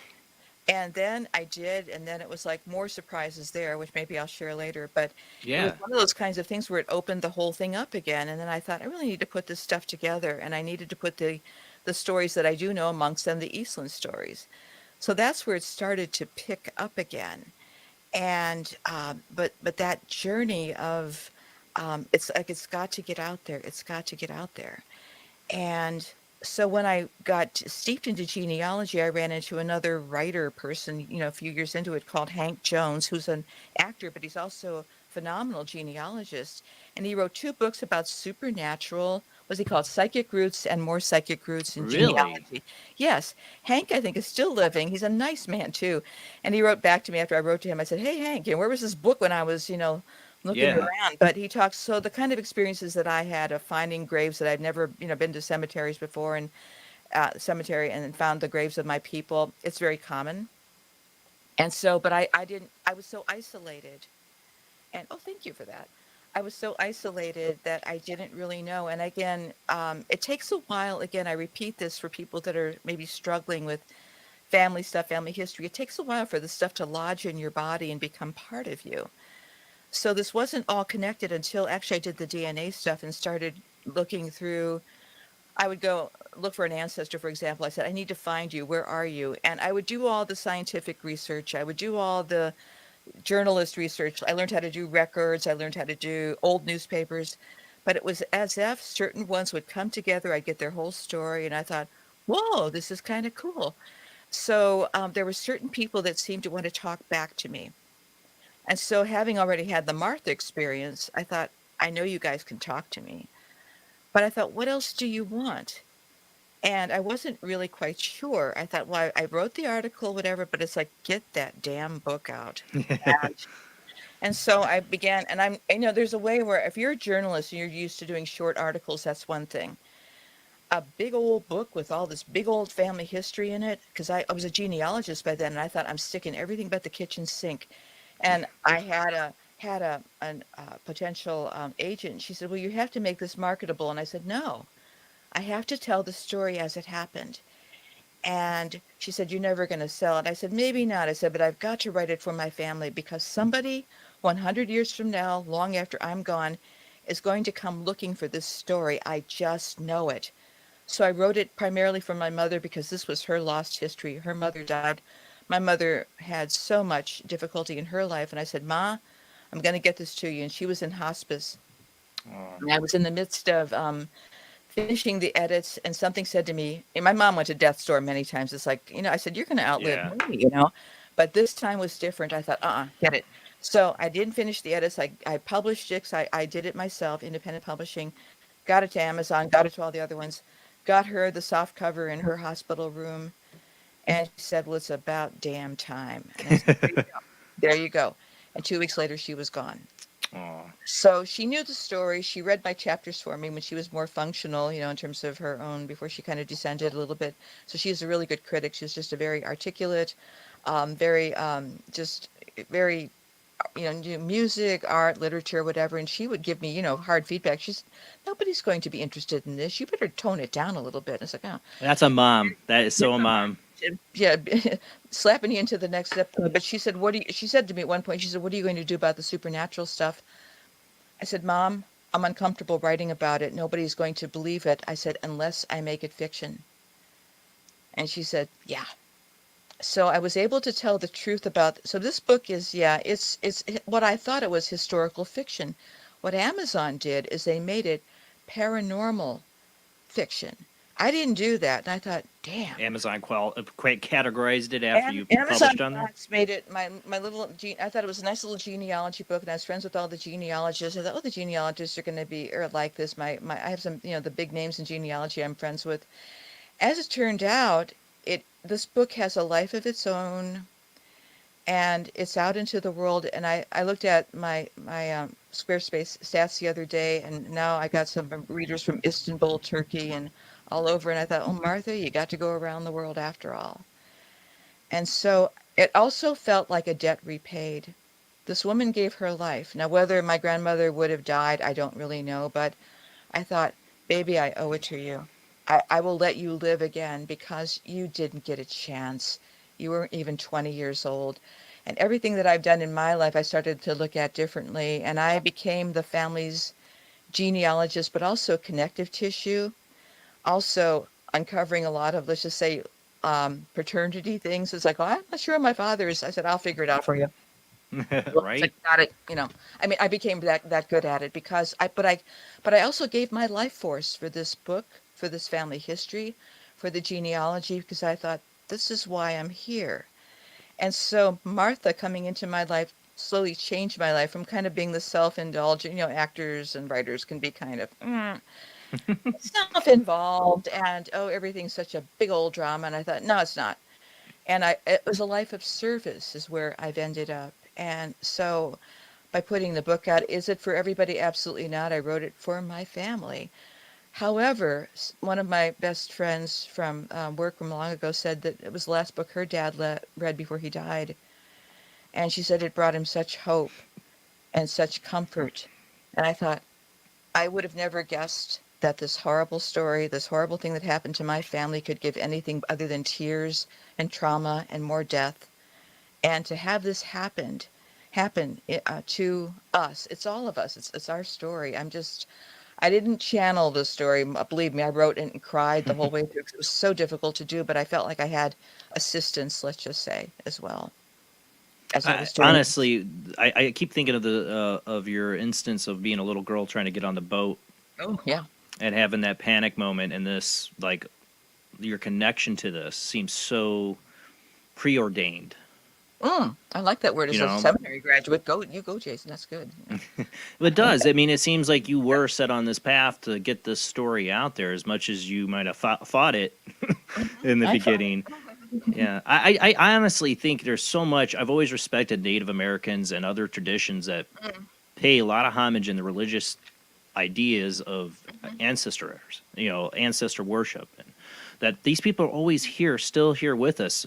I think my first time my mom ever described going to a medium, it told her a bunch of things. There's no way she could know. She was telling her this from her grandfather, but it seemed like there was all these other ancestors that were, relatives my mom didn't know. That she was telling me, we're coming through to this medium, and then my mom goes back to my grandfather, and he's like, yeah, that would be so and so, like they are here in a part of our lives in so much of a way that nobody realizes. And I'm jealous of you be able to get your family history. I have my father was not pretty much in my life, and there's a lot of stuff I would love to know about that side of the family. So maybe I would like to get some maybe tips from you. We're going to go to commercial break here in about 5 minutes. But how I'll help you. Yeah, but I'd love to know more. How do I find out? Because they lost a ton of stuff in a fire. I heard rumor-wise is that my grandfather lost a ton of their family stuff, and I don't know that family very well. I would love to learn how to research and find out more. There's stuff. I mean, one of the reasons is, as I talk about the show, my first paranormal experience was seeing a green floating head with my cousin when I was 5 years old float through the room. I could hear its wails and cries. My cousin could not. And I've looked into that. On that side of the family, we have a very strong Irish. My great grandfather immigrated from Ireland to become a miner. Married a full-blooded Cherokee woman. And I always wonder if maybe he couldn't hear it because he didn't have the Irish, and it might be a banshee. I've looked into all that. We've talked about it on the show, so I would love to know. I think there's generational hauntings and spiritual experiences people are having that genealogy really could reveal. Oh, God, I like that, Jason. Steal that for me. Yeah, I'd be glad to help you, by the way. Oh, awesome. Yeah, I would love to know. Yeah, but that's what I think is so incredible about your experience is that just by seeing the names of people you didn't know they were related to, you start to get these connections. And I want to get down into it. I mean, when you have these experiences, when you say, especially after your accident, would you hear like little inner voices talking to you? After the accident, it was like, excuse me, it's like popped my head open. Yeah. And I shut down eventually, but it was unbridled. I think one thing I learned about my own intuition, I used to call it that. It was over the top, and I thought, boundaries, Natalie, not your business, not your party. Nobody invited you. Yeah. And I was really trying to keep because it could cause instability, which I didn't need at that point, especially with a head injury. It's like, let's go goo in the dilly all in. I can't do that. So I was trying to just stay sane, and that was really hard. But all these things paradoxically, inconveniently, everything has been inconvenient about all of this. Even my mother's death, it's like, couldn't you wait? But it's like, so in the midst of that, I'm still in that grief state. And I'm still trying to figure out what that is. But this happened, and I've been going on these different shows and talking to different people. It's like, it's happening despite my grief, or maybe with the grief. I don't know. And I feel like at some point I will catch up to what's happened with this book, because in some ways it's like, the partner said, you don't even realize what's happened. I said, I don't. I would like to, but I don't. But that's also part of the process. And I respect the journey. It's like, you'll figure it out. It reminds me of is in like cultures that do really respect ancestors and ancestor worship. A lot of them will have a family altar for their ancestors. Yes. A number of traditions. Yeah. Your book's like that. I think your book's like an altar to your family. I think that's awesome. I think it's awesome you were able to put this together. Now it's fiction, the way you present it, right? I don't want you to give away the points, but what did you kind of do plot wise with the story? Sure, I can definitely. Well, the first part is just basically about like what happened from in 1915. It opens with the family she's sitting around, the ship capsized. And then we just kind of go back and forth into the whole family history. So it's about the past of the family as much as I knew. And one of the struggles I had too is I only had shards of information. Had my mother's sister not written this 38-page document, I would have had none of this. Right. And then, of course, so many records and everything, especially since the pandemic, are available now to us. But I was able to put even more pieces together. But that's the first part. And the second part is my author ego, which is kind of a goofy character, but this person starts off with that dream after her dad's death. It's very much me, but I did some composite. I mean, the parents that I created for this character are somewhat, but quite different from my own parents. All the composite friends, things like that. But the job stuff that I had, I actually did have jobs that were that weird. So this person's just going along. Yeah, I had some goofy jobs with goofy people, but I was one of those goofy people too. But then the transformation, it's like the hero's journey, the whole thing of like the Yeah. Luke Skywalker, the like whiny character going on. And all of a sudden you do become the Jedi Knight eventually. Return, yeah. Yeah, exactly. Yeah, the quiet Luke that comes into Jabba's palace all cocky. Exactly. Yeah, sure. Yeah. Beep. But there was a general flakiness too that I think that my character had that I embodied as well. It's just like I couldn't commit to anything. I didn't want to deal with my family, and all of a sudden everything came together, and it's like you will be you're going to carry the fire. And I had to grow into it. I'm still growing into it. I don't think there's ever a time where there's not genealogy asks a lot of us. I've got some relatives that collect family photos like trading cards. I thought, oh, that's not it at all. Once you get in with these people, you're never the same. And you uncover some yuck stuff too. And you got to deal with that. So there's so many things. There was an uncle I had. I wish I could have. I met him once. I think it was on my grandmother's side. For my mom's side, my grandmother. I think it was one of her brothers. I don't remember. He lived in Iran, and he flew a plane, and he did. I remember him coming and trying to get information about my dad's family because that's how invested he was. And it didn't matter. I was a distant cousin. He wanted as much information about everybody's family. He was like keeping all. I would love to know what happened to him. What happened to all that information he used to gather. I don't know if he's still around or not. I have to ask my mom if she knows. Yeah, but I was so impressed by him when I met him just the one time. Like that he had done all this family research, and I got to look at it a little bit. I'd love to look at it now. Yeah. We got to go to commercial break. And we will open up the phone lines when we come back. Usually, most guests I have are psychics, mediums, or people that have stories. I know it might be tonight. You guys are like, well, what do I call in for? If you are interested in questions about your family's history, maybe I don't know, Natalie, can give some people some tidbits tonight, what they can do to help research it. I'm a little paranoid of doing the Ancestry.com, the DNA stuff. I have my reasons. I feel weird about giving my DNA out there, but there's a temptation to it too, because I would love to know. But maybe there's other tips for people tonight. And if anybody out there, I have heard of people that do get into their family history, start having weird things, like their ancestors are reaching out to them. Love anybody tonight to call in if they've had that experience too. But if not, we're going to keep on talking. We're going to go to commercial break. When we come back, we will open up the phone lines and continue on in this conversation with Natalie Zett, author of Flower in the River. And I'd like to talk when we come back how you got that title. I think it's a beautiful title. When we come back from this commercial break. Thank you.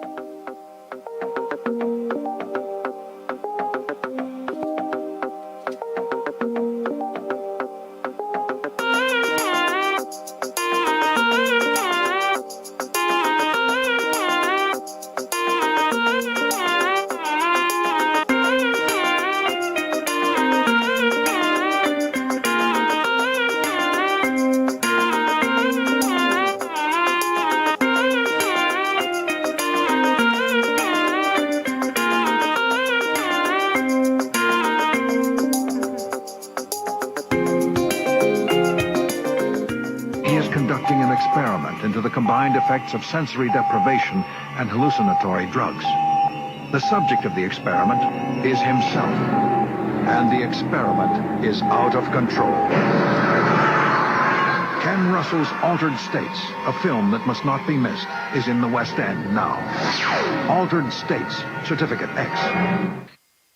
Do you wish for more paranormal and spiritual content? The Paranormal Chronicles magazine is a free digital magazine crammed with the very best in paranormal and spiritual articles and features. No sign-up, no subscription, just free reading and knowledge for you. Read today at www.paranormalchronicles.com/magazine.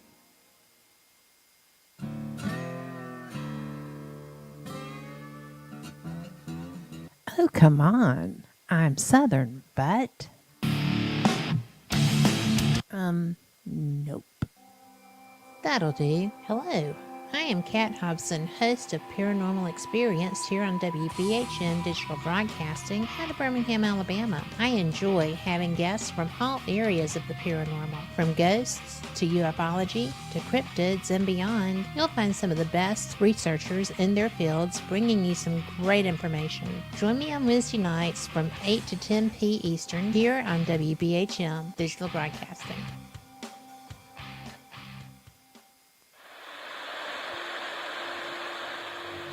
Join us every Wednesday night at midnight Eastern Standard Time for Weird Wednesday, the live stream, with your hosts, Jamie, the Living Dead Girl, and Rob, the Phantom, where we'll talk about all things paranormal, including zodiac, astrology, tarot card and oracle card readings, live ghost boxing and spirit communication, where we'll do Voices from Beyond, the Cold Case Files. So we hope you join us live on Facebook and YouTube every Wednesday night at midnight Eastern Standard Time. We hope to see you there. Bye-bye.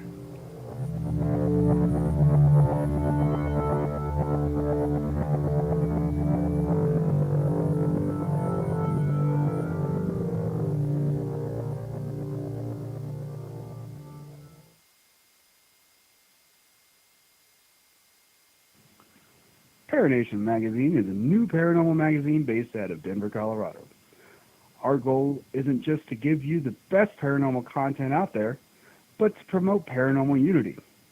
We're doing this by giving everyone an opportunity to tell their stories and to share their experiences. For more information, follow us on Facebook at Paranation Magazine and soon, paranationmag.com. I've Never Met a Dead Person I Didn't Like is the extraordinary travels of a young, alone, and broke psychic in the highly anticipated new book from internationally renowned psychic, medium, medical intuitive, and best-selling author Sherry Dillard. Critics have described I've Never Met a Dead Person I Didn't Like as an engrossing memoir, an empowering story of how a broken girl came to accept her psychic gift, a refreshing and fun read. I've Never Met a Dead Person I Didn't Like is available through Amazon, Kindle, Barnes & Noble, and wherever books are sold.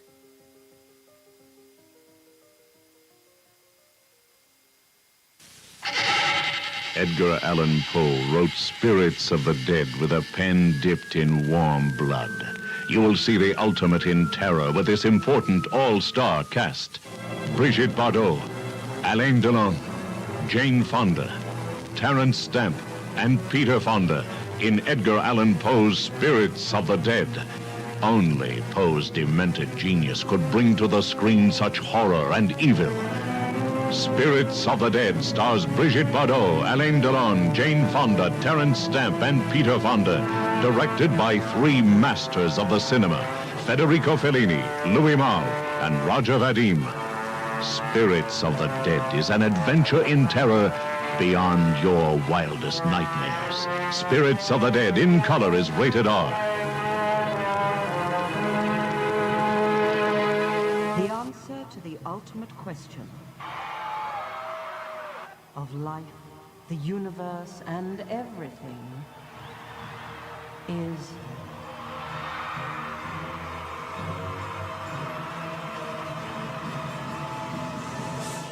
$42.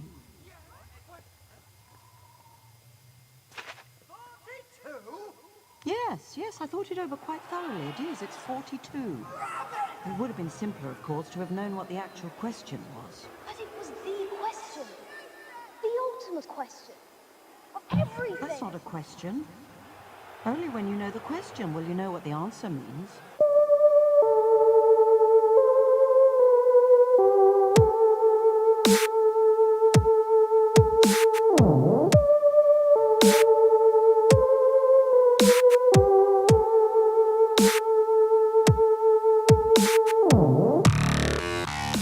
You're listening to Paranormal Soup, bringing you the weird every Sunday night. Call into the show and join the discussion. The call-in lines are 219-230-4444 or 260-225-9419. Or by Skype caller ID OOJBland00 or JBland Paranormal Soup. And now to your host, Jason Bland. Tonight's guest is author Natalie Zett. She's the author of Flower in the River, a family tale finally told. It's about the Eastland, well, it's more than just about it, but it really has centered around the Eastland disaster of Chicago 1915, of the boat that capsized, taking out at least 840 or so people, and her family connection to it, and how maybe the spirits, or definitely probably the spirits, led her on this and communicated with her, reaching out to her. And I'll never forget, I had a friend in high school who you want to talk about the importance of maybe knowing your family history. Her family, on the date of October 27th, all stay indoors and play it safe because somebody in their family always dies on October 27th. You want to know why? It goes all the way back to, she told me, her grandfather, great-great-grandfather it was, who tried to kill himself and his wife and child with a T-model Ford car and tried to run it into a gas tank.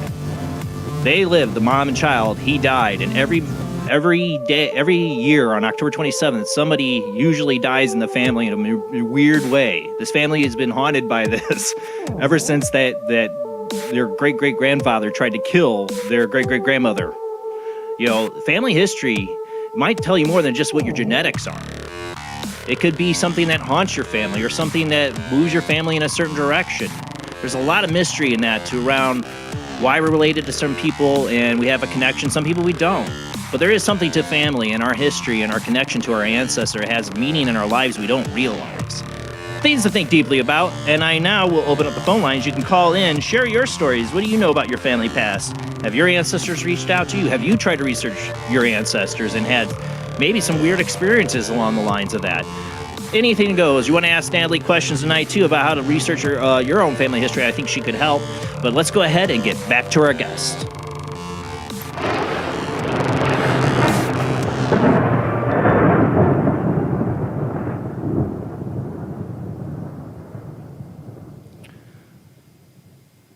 All right. Oh, there we go. All right. Just make sure you're unmuted there, Natalie. Okay. Thank you, Jason. Thank you for continuing with us.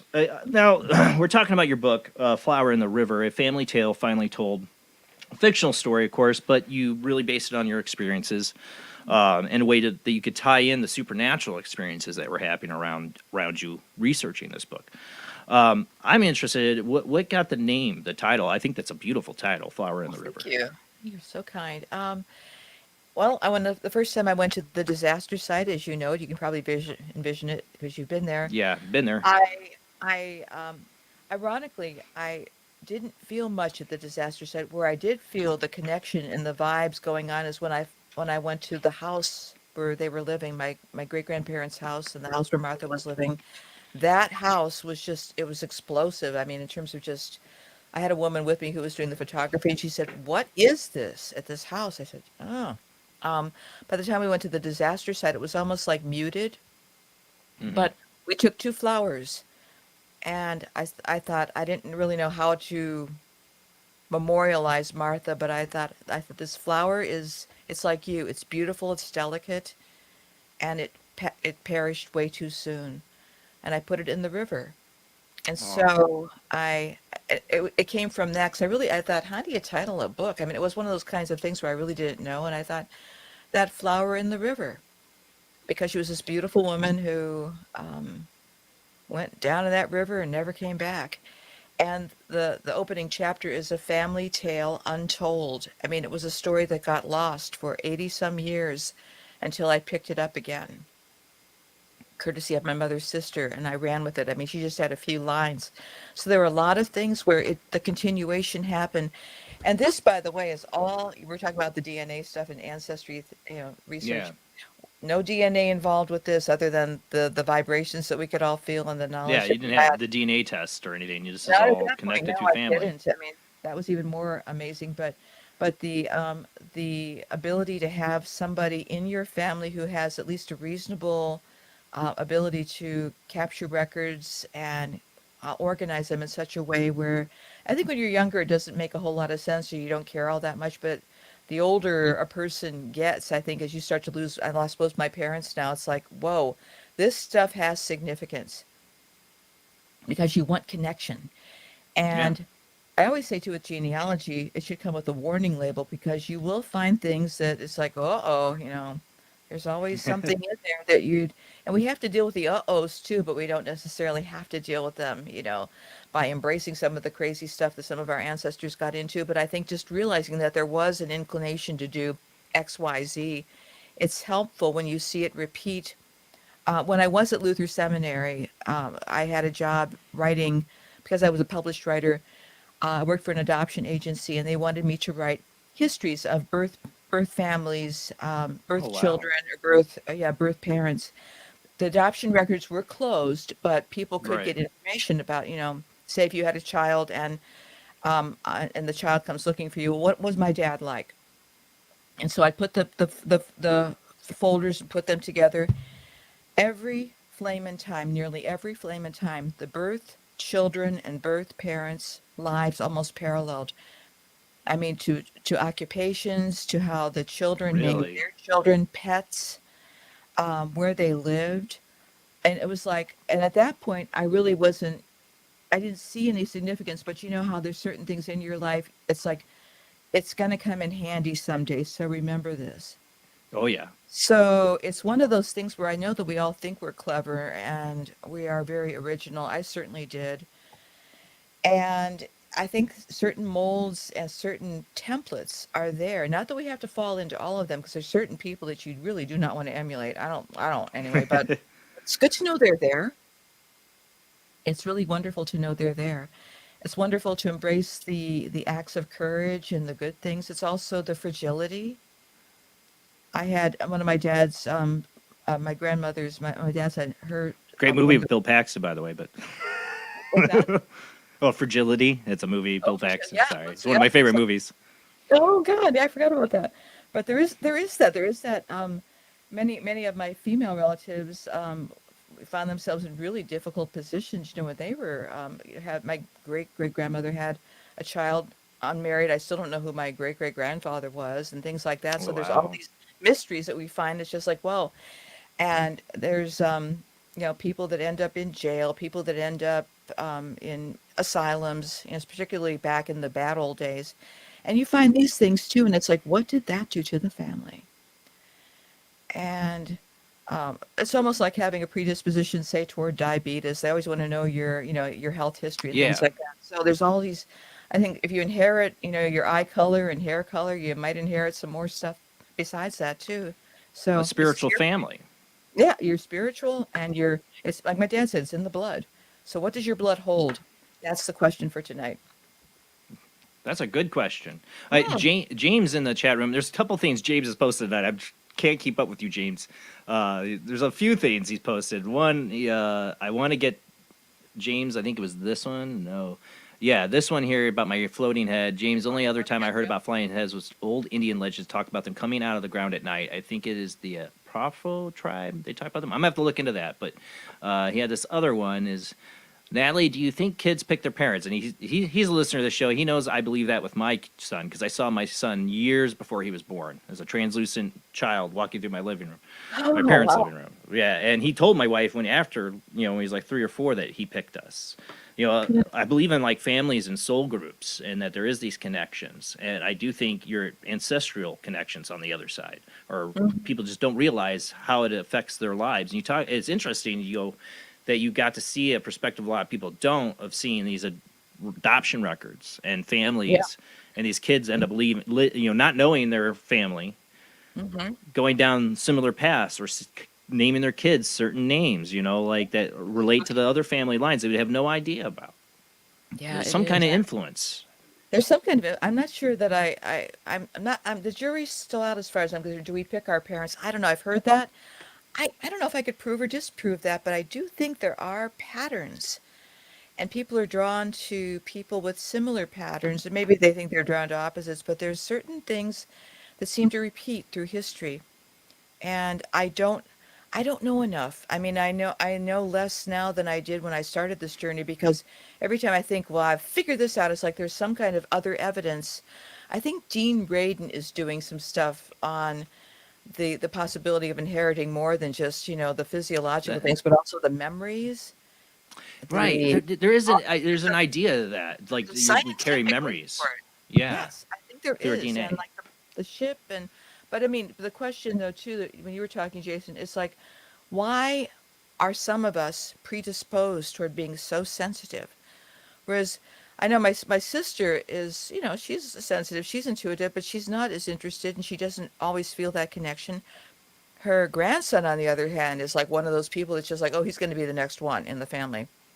He's just drawn to that. So and then others are like, who cares, And I think it's a past. I honestly think it's a past life thing. I think some people come to this world they built up that knowledge over time, over certain lives. They've just become more and more open. The next life you have, you're going to be wearing a guru and, you're going to be full psychic by then because you've experienced this life where you were like, I'm not into it. But now you're getting pushed to it. You get pushed to it sometimes, and why are some people? So I know, again, I don't know. It's possible, but I don't know. But I do see patterns, and I look at patterns, especially as a journalist too. It's like, oh my, what's this going to bring us? I like what Turquoise here said. I use an ancestor altar. I specifically asked to work only with those who have love and my highest good intentions. They are like any people. Some are a-holes. Oh, let me tell you, I could go on about that too. Yeah, that's another. I've had Jeffrey Mudgett on this show. We were speaking about Chicago, who's the great grandson of H.H. Holmes. Yes, you know that is. Yeah, there was I don't know if you follow any old radio, like 1940s radios, like Arch Obler's Drop Dead, Lights Out, everyone from the 1940s. I've heard of it, but I've not heard. I've only heard snippets. I used to quote from his radio show in my book, "Your ancestors battle for you daily." I mean that literally. And he talked about, there's an episode called The Archer, and it's available, I think it's in public domain, but it's a story about a woman who got involved with gangsters. This is 1940s radio too. And they're kidnapping her, and she's screaming, she's regretting her life, and please help me. And one of her ancestors from the Norman conquests comes forth and takes out every don't you wish, takes out her captors. I have it's a wonderful thing. It's just I have an experience with that, honestly. I honestly, the main story I always tell, story and experience that I've had that made me really prompt to do this show, as a 17 to 18, I had what I call a shadow person experience. Oh wow. And basically me and two other people stumbled upon a location where multiple deaths had happened. We didn't know, accidental by train. And something followed us home and tormented us at night. And, we'd see it right in front of us, a shadow person, 7 feet tall sometimes, right in front of us. It would take me at night, like out of my body, and show me stuff. It was tormenting me. I had no one to talk to. It about drove me to the brink. But the last night I encountered this scene, it levitated me up off my bed, threw me down. The third time it picked me back up, I said, oh, God, please help me. I couldn't speak. It was in my head. I was like, God, please help me. Please help me. And bright light happened. I'm making this quick. And I know a lot of people have heard this. It disappeared, but a man stepped out of that light. It was right where my window is, but I couldn't see my window anymore. It was just a big, bright light, like a door of light. And this guy steps out, and he's got suspenders on and glasses. I always thought it might have been my great-grandfather Mason, because my mom was told that he looked over us by a psychic. But when I saw a picture of my great-grandfather Bach, I'm like, no, that's him. It took me many years later when I finally got a look at a picture, and I'm like, oh, no, I had it wrong. That is my great-grandfather Bach. It really looks like him. The suspenders, the glasses. There was a picture I saw. So I called out to God, and I do believe in a higher power, but what stepped through and I feel like saved me was one of my ancestors that I never met or knew. Whoa. Well, Jason, you need to write a book, huh? I did write it all out. It's in Paranormal Encounters, Volume 2, Mike Ricksecker. Whoa. Awesome. It's his longest story in the book. It's 52 pages long. When I gave it to him, he's like, whoa, okay, well, I didn't know you were going to give me that much.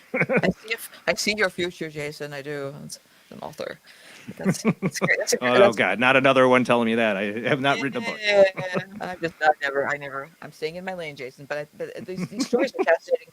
You've got a lot of connective tissue there that you keep bringing up, and I think that's fascinating to me. Well, that's what I'm fascinated by, because I always wonder about all these weird. You talk about why certain people. I do this show for a reason. I've had weird experiences since my earliest memories, and. Yeah.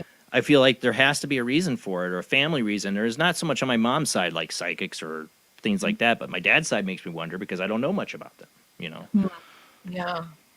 Well, I think some of us are reluctant at this, but we end up, I think, healing at least for me, I healed to an extent the matrilineal trauma that was apparent in that family for such a long time, and. What I do what I experience. I'm not really much of a believer, actually. I'm an experiencer of things. I'm a doubter and an experiencer. But what happened was, I realized that in a way you can travel back in time when you spend time with those records, with those entities, whatever, and establish a relationship with them. it's not just we need them, they need us too. That was the other thing in the revelation in the book. It's like she needed me. I thought, for what? You're dead. What's the point of being dead? What the hell do you need? But it was just like she needed me.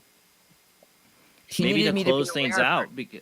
out, maybe to kind of close things down or out, or like maybe give it closure, because you're talking generations of trauma affected by this one event. Exactly. And then a voice for the voiceless. That's the other thing too. Those of us who have inherited these tragedies, it's like, okay, I can write. I know I can write. I know I can speak, and I can give voice. And I've met many family descendants of this tragedy since, and it's just like, wow, just to hear them talk about their experiences. And anybody who's had a really bad time or a bad family, situation, talk to me. And it's like, believe me, I probably experienced it. So there's no judgmentalism, because you hear everything. You almost become the archetype of the priest, which apparently I do have, and I really don't want, but it's one of those kinds of things. Yeah, it's like theology degree, but I'm not a religious person. I studied it because it was an academic degree. I was interested in ancient studies. Because So it's that's interesting. It's fascinating, and I love. I Yeah. mean, I love languages. I'm multilingual, and I love looking at that stuff and making my head blow up. And it helped me actually with my own recovery when I went back into genealogy as well, in terms of having to go into the different languages. Let's read Hungarian now. Okay, it helps prepare your brain. So the ancestors can do a lot of good for you. They might have been prepping you too, because they say sometimes these accidents like you had or change your life are preordained a little bit too. There's a meaning to it. As awful as it is, there was a meaning for you in your life. Yeah. As hard as that might be to think about. Yes, I see that now. At the time, though, I'll tell you, I'm not a good sport about any of that stuff. When it happens, it's like I felt so betrayed. I felt like, what was I doing wrong? The usual kind of stuff that we inherit from the culture. If this happens, this must mean whatever. And I thought, wait a minute, whoa. And the meaning is that which we give it. And I had to dig deep and not just rely on tropes and things that are said over and over. I thought, what does this mean? So I think the challenge of this was asking better questions. There are no answers for why this happened. People make up stuff, but it's like, you don't know. But how can you ask better questions? And that's Without getting the answer 42. Yeah, exactly. And filling in that little bubble of yes, what. But but that's the kind of, we've been conditioned to seek answers. There are no answers. Amazing questions. Well, I don't know if you've ever seen the show Supernatural. Yeah, a little bit. I didn't watch the There's an episode where there's an angel who goes, and Balthasar, I think it was, and he goes and just stops the Titanic from happening. Oh, so it changes the time. It changes everything. Because now you got all these people alive that wouldn't have been alive. And it's like, and they were like, oh, well, we have to kill off all these people because they shouldn't be alive. It was like screwing up the timeline. People don't realize these scenes that happen, this tragedy, it's only 3 years after the Titanic, forgotten about, but how much of an imprint, 895 or 840 so lives lost, an entire family line wiped out. How that reverberates through history like a ripple in a wave that just keeps going. Yeah, it still is. I mean, it's just there's no way you can escape it. And I think too, also not just the people who died, Jason, but I think of those who witnessed it, those who survived. What did the people that I heard that did survive, again, the alcohol problems that many of them developed because post-traumatic stress was not discussed in 1915. No, get over it. Oh yeah, that's what they did. Manly men, getting back to the office. Yeah. But they didn't. And again, and then it trickles down through death and like it did in my family. And I think part of it too is dredging this, basically writing this ship. You write it to write it, WRITE to RIGHT it. So basically, I'm going to write this ship. They're going to know about you by the time I go. By the time I cross over, I'm going to make sure that this is available for people. I don't know if the world's going to know about it, but more people will know about it because I tell the story. It's like I am she who tells the stories. And we have the storytellers in the families. And you're one, and I suspect a lot of people who are listening are. And it never has to be perfect, but it has to get out there. So whatever means. And you discover a lot more about yourself when you, if not necessarily write or talk, you can talk it too. I basically did a voice to text for a lot of the book too, because I could just walk around and talk and get the insights and stuff. So there's no one right way to do anything. There's just a way to get it out there. Just write it. Yeah, That's what I've been told. I need to write it. Yeah, it doesn't really matter. Hey, Rob, show some. Can you get back to some of the pictures from the? Because we were going through them really quick. I didn't want to get distracted with her talking, so I showed some of them. But I'd like some people to see tonight what this was. I love the pictures. There was a great PBS or show in Chicago. What was it? The Time Window or something like that. It was a great Chicago PBS kind of special they did, where it was the guy would take you to this little window. He'd put it up in a real part of Chicago, and then you'd look through it and you'd see what it looked like back in 1920 or 1930. And I love that PBS show. It was most people are oh, boring history. I love that stuff. I love looking at the old photos. It's like time travel to me. So I don't know if you can pull up some of those. Yeah, because these photos haunt. Just to warn you guys, these photos are a bit haunting in a sense. There are some bodies being pulled out of the water. Just pre-warn you. Yeah, they are. He's got to pull up the next window. But it's if I've always been fascinated with time travel for a reason, because I would love to be able to time travel. Yeah, me too. But I couldn't. Got to remember, you can't go and stop the Eastland disaster because you just screw up time. That's why you can't. We couldn't. But it's in a sense. So I think by giving it, that they're waiting in the line for to view the bodies. This is Oprah's studio. Yeah. Yeah. She had specials on this. She did at least one. Oprah did. Did she? On the Eastland disaster, because they had hauntings and stuff happen in that studio. The studios were haunted. I was there. I couldn't go in, but there was a nightclub across the street. I don't know if it's still there, but when we went into that for lunch, that was also very strange, because it was the same site as the morgue. It's like, we're having lunch where all these people were laid out, including my aunt. And it's like, it is really strange, the passage of time, how it just affects you. But this, pulling all these bodies out. A lot of them, like my aunt, were crushed. Right. And so they went below. And then there were a bunch of people on top. The thing was top heavy already as it was. And what they did is they added lifeboats because of the Titanic. So the lifeboats actually helped kill the Eastland, turn it over. Yeah. And then they were filling in the rotted decks with concrete. I mean, what could go wrong? And so oh my God. I mean, just the stuff that they did. And then there was, when it did capsize, the captain tried to stop the people from drilling inside holes in. Yeah, don't ruin the boat. Exactly. So there was a lot. Yeah, I've heard that story. And then there was a boy called, and I featured him on my website, Reggie Bowles, who was a bit of a ruffian. badass. Yeah, it was a ruffian, but he jumped into the water and dove, and I think he pulled out about 37 bodies, and he wanted to keep going. He was like 18, 19 years old. And they called him the human frog. So I've heard that story about him too. I think it was mentioned when I was being told this. Yeah. For the first time. Oh, that's nice. You can see it pretty much looks like that today. That's what that reminds me of the Time Window, whatever that show was on PBS. They would do stuff like that, impose it. Gosh, I've never seen the Time Window. But it looks pretty much the same as it did back then, other than, Wacker Drive wasn't there, obviously, and all that. But the Reed Murdoch building is still there, and that was the same building. The big clock. Yeah, the big clock is still there, and it's quite eerie to be there. I never really felt a whole lot of vibration from the place, but others. I just remember feeling so cold as I looked down in that water. I'm like, I don't want to be here. Yeah. What was the initial cause of the accident?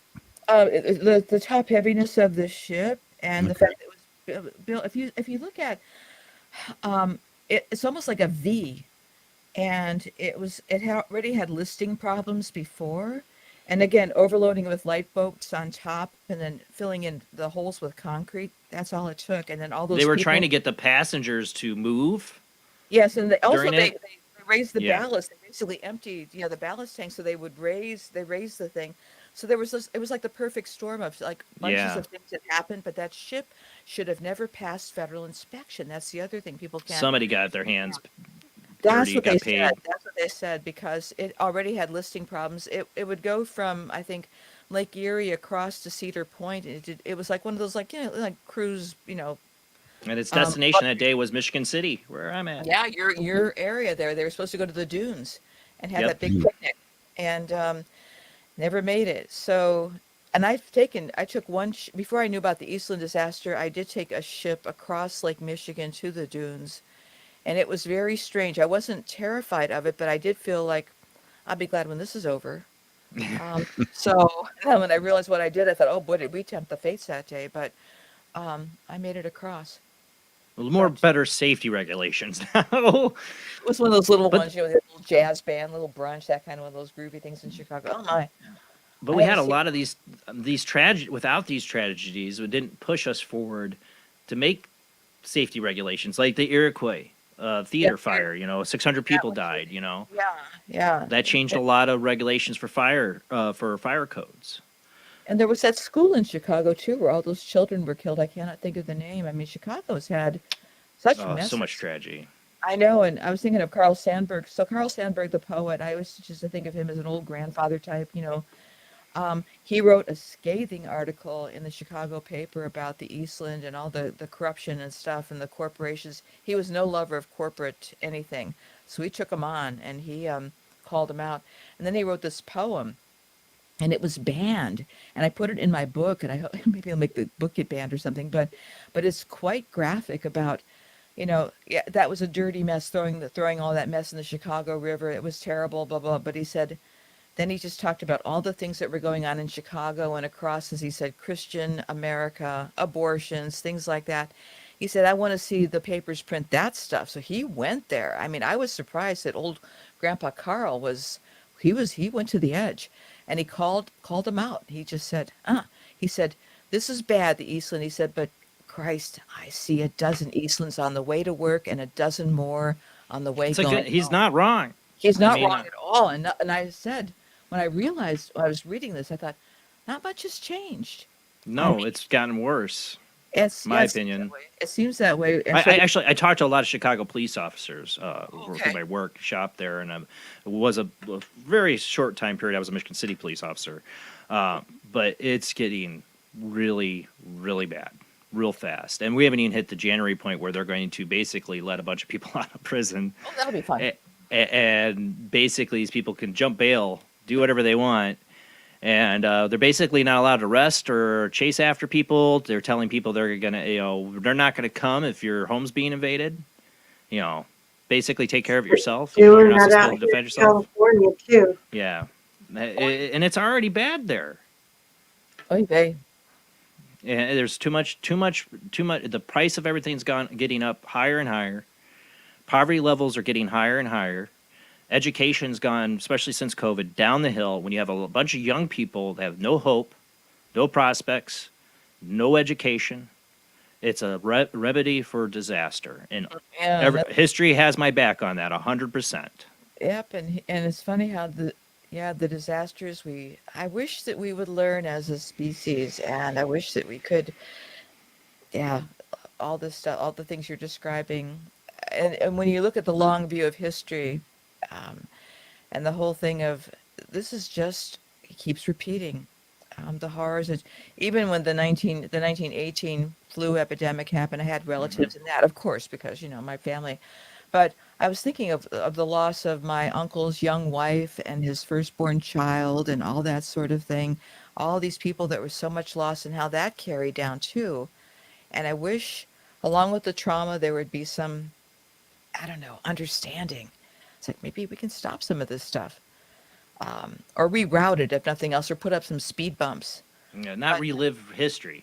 Yeah, not relive it all the time. It's like, oh, come on, that kind of thing. So, and I also have a lot of family in Ukraine, so it never goes away.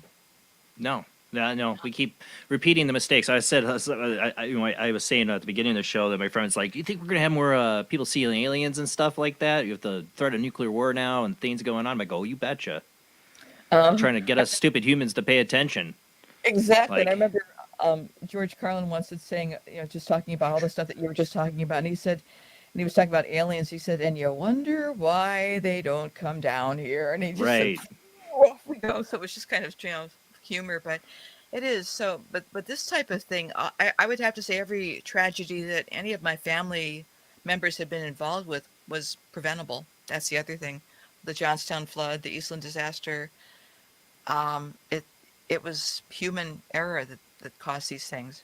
Nothing more, Human nothing less. greed, too, involved That's usually. what Sandberg was saying with this. He really castigated Western Electric. I don't think they were. I mean, we always want somebody to blame for these awful things, but it was like a combination of things that, negligence, pushing How things about the through. inspector that got paid off? Whoever took that money and said, "Yeah, that ship's good."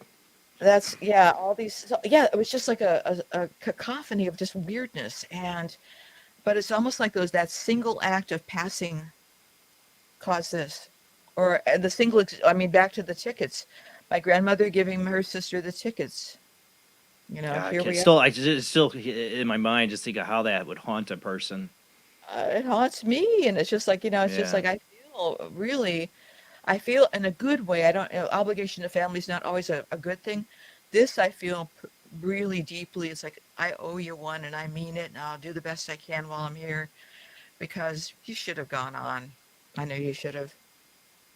Do you have that photo handy to show of her at 19? If you open my website, I don't know if you guys can get to my website, www.Flower in the River. If you go to that, you can probably. Rob, you gonna try? Yeah. Yeah, flowerintheriver.com. If I could do a share, I don't know that I can from here, can I?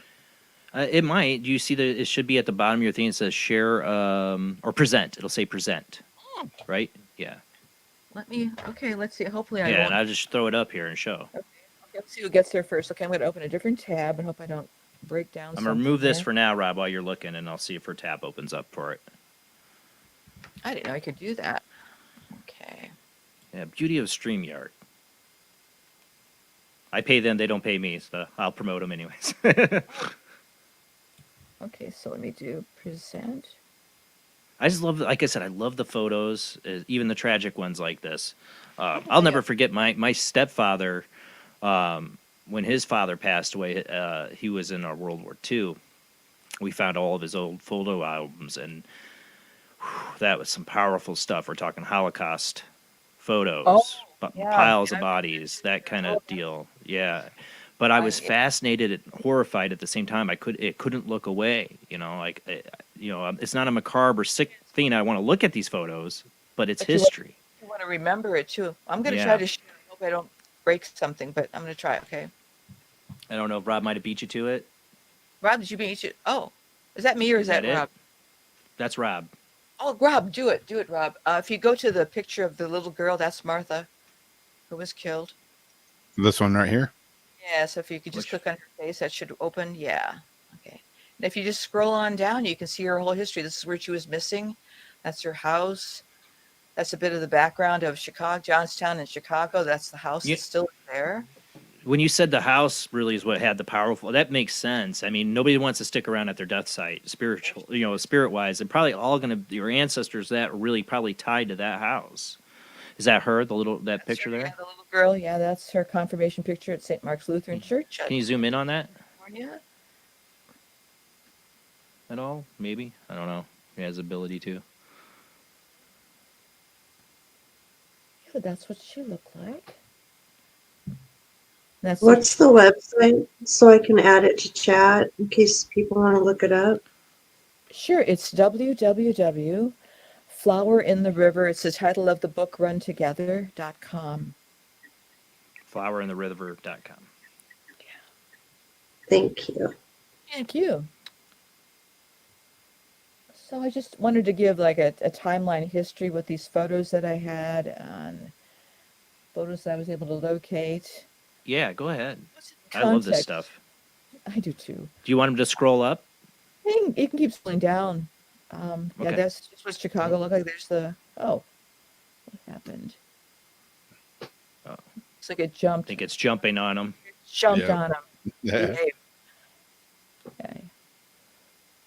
If you, sorry, I feel like What should he? You should probably click on the Flower in the River on top on the band, or not on the book, but on top. Yeah. Oh, that went to Amazon, not that one. No. There you go. Scroll up, please. I'm sorry. Go to Flower in the right. River. Right there. The banner. Yeah, and then you can go back to her image and click on it and scroll all the way down. If you just scroll down, yeah, there's more photos.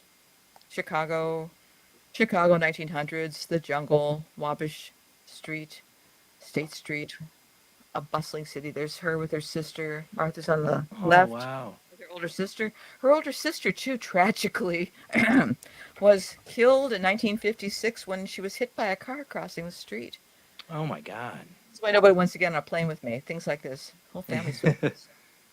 Like I said, I knew a girl who the family, it's October 27th. They all stayed indoors. They all feared that date because people always died some crazy way in their family, and it was tied to their grandfather, great-great-grandfather, who tried to kill his wife and child. Yeah. It's just more photos, little funky photos that we had of her.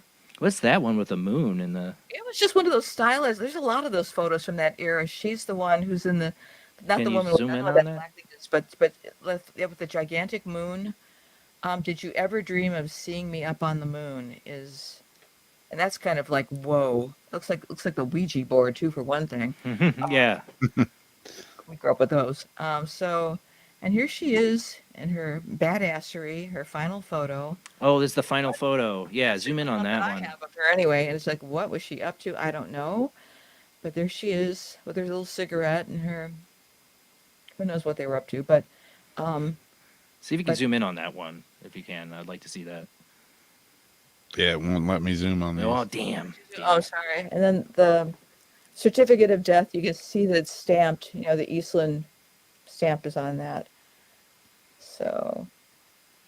I've seen graves in... I'm trying to remember somebody where they have the Eastland disaster pretty much on the gravestone.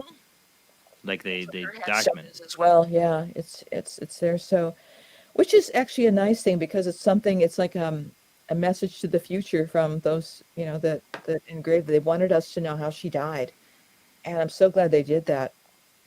Because when one is doing family history, and particularly if you've never done it before, you don't know where to start. So it's just like you start with whatever you have, whatever scraps, and then things start to build.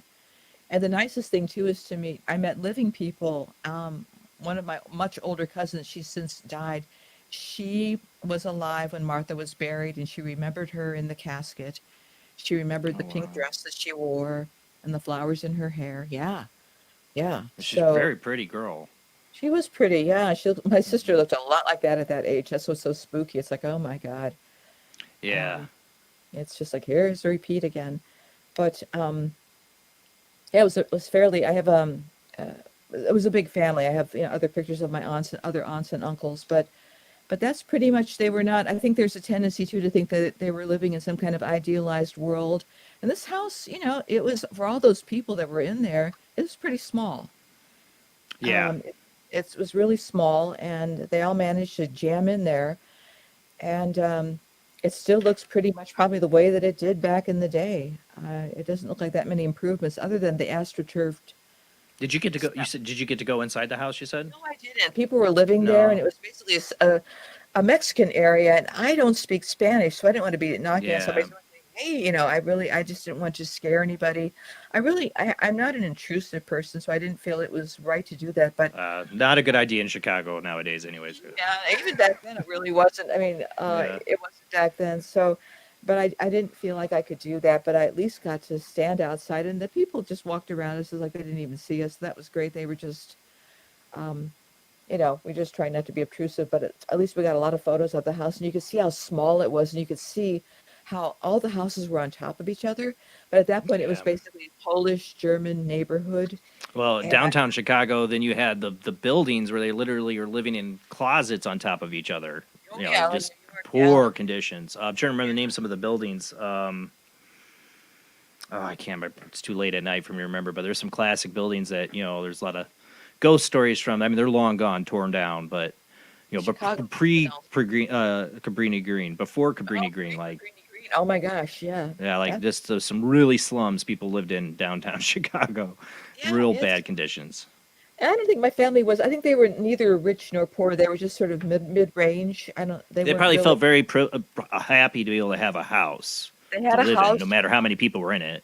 There were a lot of people My great grandfather was a blacksmith, and after he died, then Martha and the rest of the adult children were supporting the mother. And she was taking in ironing and doing those types of things. So they managed, but I think it was easier to manage back in the day than it is now.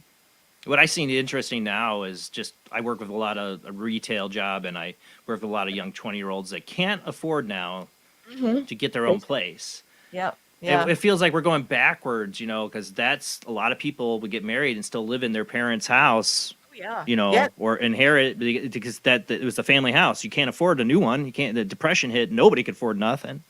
Nothing. You're right. And yeah, is that the pic of the house there too nowadays? This is where she was actually born. She was born at home, delivered by a midwife, and her name wasn't even Martha. It was, let's see, Augusta, I think was the first name. And I found that record by combing through unindexed pages in familysearch.org. But I found the record. I found the house is still there. It looks pretty much probably like it did, but that's where they first immigrated when they came from Prussia. And then the rest of the family split off and moved to Wisconsin, and this bunch went to Chicago to follow my great-grandfather's sister. And as per usual, things didn't work out. But they were there during the Johnstown flood, so they wanted to get out, that they'd be safer in Chicago. Yeah. So I know, it's just, we don't have luck. I mean, the Chicago fire happened with the 18. That was earlier, though, right? Yeah, but it still would have been in their minds. You would think, Yeah, it was. I mean, but the thing is, everywhere they went, they were dogged by something or other. The Johnstown flood was 1889. Again, I did have an aunt in that, and she was rescued. But it's just like, wherever they go, I sometimes wonder how they went on. I mean, we have so much. They didn't have Netflix. I mean, how did you do this? I just wonder. All the stuff that we're so used to. I don't think we have a lot of things to take our minds off of stuff. They didn't. We do. And I think they're tougher than I will ever be. But again, another thing, when we were going through all the early stuff with the pandemic, I thought, you know what? My relatives went through worse than this. And I stand on their shoulders, and I just would ask for their strength from the good ones, of course, obviously. And I thought, I got to toughen up here and just figure this out and stay steady and all that. And it was helpful to just remember them. So if nothing else with family history, you find those characters that were pretty darn strong, and it's like, that's in me. That DNA is in me, and it's just like, not only is it spiritual, it's physical. So the word of warning on that is be prepared to find out that maybe not all your ancestors were good, like Jeffrey Butchett on the show. That's another podcast there, Jason. I mean, I have some stuff in there. Again, I got a guy doing time in Attica for murder. I got some care. I know a lady, and her family's had, I would say, some bad mojo. She ended up getting in a major motorcycle accident, has been paralyzed ever since. But her possible great grandfather was Al Capone. Oh, golly! Because of her grandfather or whatever would get presents from Al Capone. Yeah, I grew up in Cleveland near the folks, and one of his grandnieces was one of my teachers. Oh, really? Yeah. Oh, yeah. Well, Cleveland. I mean, yeah. I'm Michigan City, so there's a lot of Al Capone connections because he had a lot of operations going on here. Yeah, they did the rummaning, and Martha's youngest brother was involved in the Dillinger gang, and the house the house was trashed. He escaped to northern Wisconsin. Yeah. Western Wisconsin, married a Native American woman, and stayed there for the rest of his days. So, yeah, the Chicago relatives are very colorful. I mean, it's like, geez. Yeah, I've done the Crown Point jail investigation many a times where he escaped from. Oh my gosh. Wow. Yeah. But in Michigan City, like I grew up, my cousin lived in a house that was once it had a secret passageway for one that we discovered as kids that led to another house. Wow. Very dangerous. Could have collapsed in on us. We were little kids. Oh, no. But it was one of his, what you would call it, a secret. Yeah, I know. Hide the booze or whatever. Yeah. Booze, yeah. Where they probably were hiding the booze and shipping it out. Speakeasy things, yeah. Yeah. Good times in Chicago. But it's always that's one of the reasons I've always been fascinated with Chicago, because growing up in Michigan City is all these ties we had to, like, especially the organized crime in Chicago. Yeah, There's a place called here called Devil's Bridge, that the urban legend is that the reason it's haunted and there is weirdness that happens there is because Al Capone used to take Al Capone's minions, whatever, would take people under that bridge, and when the train would come by, pop them, you know. And many hits were carried out there. Kind of similar to like Bachelor's Grove Cemetery. Oh yeah, Bachelor's history. Grove, that's what I know. So where are you located now, though? You're not in Chicago now, are you? No, I'm in Michigan City. You are in Michigan City. Oh, Mhm. okay. I've been all my life. You are okay. For whatever reason, I thought because of the East Coast time thing, I was doing math. Oh, I give out East Coast time because that seems to be the most easiest for people to translate to their time zone. I'm on your Chicago time, so no worries. Oh, there we go. Uh-huh. There we go. Yeah, you should check out too that window. I think it was Time Window or something like that. It was on PBS. I think they did an Eastland thing on one of those episodes too, but it's like through PBS or something like that. But if I wanted to look into my family history with very little information to go by, like I know I got a hold of somebody in the family that gave me some information. I still can't find where he gave it to me, and he gave me some of the information. But like all I know is I had a great grandfather immigrated from Ireland with the last name Kelly. You know, to be a miner, married a Cherokee woman. That's like the little I know. Might be wrong. I don't know. Wow. It's like, where do I go? You know, to start getting more this information. Do I have to find the family members? It's hard to get a hold of the family members. It's hard to get the other. Okay, so I know that you mentioned that you're uncomfortable with DNA testing. That would be the easiest thing to do. Yeah, I But if you don't know. want to do that, you don't have to do that. You don't have to do that. There's always a way. The biggest thing is to go with what you know, and then also to interview your mother, whoever is still living in your family. And here's what happens. And take It's like my dad's side who was a jerk and took off. Oh well, you know. My aunt's the one to talk to, but she sent me to a cousin who gave me some information. And I cannot find where he sent me either a message and it deleted it. So it's like I don't want to bother him again, but I almost want to just to get more information. Start over with who's living right now. Yeah. They always say interview your oldest relatives first. And it's amazing when they start talking. It's like, well, wait a minute. When I would talk to my mom's sister, I forgot about this. Let me tell you. And then they start going and just let them go. And take a recorder, just record them and do whatever, or do a Zoom or whatever, and just let them talk. And when they start talking, one memory will open another box and they'll go into another memory, whatever. And it's amazing what they know. And then the other thing too is called fan clubs. So friends, associates, neighbors, anybody who might have lived where you think, say your father might have lived, your birth father, where did he work? Would anybody have known him from there? Photos, any photos that you have, who's in the photo? What year was this taken? What about See, I think that's the problem with my dad's side of the family is that all their family stuff was lost in a fire. All of it was lost in a fire? Anybody have any? Pretty much. Naked. So what I learned, here's the thing, when I years ago when we had to do a genealogy project when I was in grade school, the teacher wanted us to go back to the Mayflower. Well, we're not Mayflower people, obviously, with my ancestry, but Yeah. yeah, so it's a big running joke in the family. We're not the Mayflower people, but just and I said, well, where are our records? I asked my mother and my dad. They were destroyed in the fire. They were destroyed in the war. What war? You know, I mean, it's this kind of thing. You can always find something. Old newspapers. Where did they live? Where did they live during whatever era? If you start looking, it's amazing what you can find. But here's the thing. We're used to instant get this information. It's a long game. And a lot of times you go and like a newspaper that wasn't there has now been scanned and digitized and indexed. You'll find it. So I would just say start with somebody and see what you'd be surprised what you can find. I remember my uncle on my mom's side, for that side of the family, having like he would go to libraries, he would research, he traveled all over the world, you know, and Whatever you can do, and be patient and look for the weird stuff too. And then back to Martha, ask them, you know, like ask who do you want to find, and just see what they. And then it's like Echo would say, the still small voice, like what's whispered in your head, like what comes to you. It's like this might seem crazy, but I'm going to go to this place.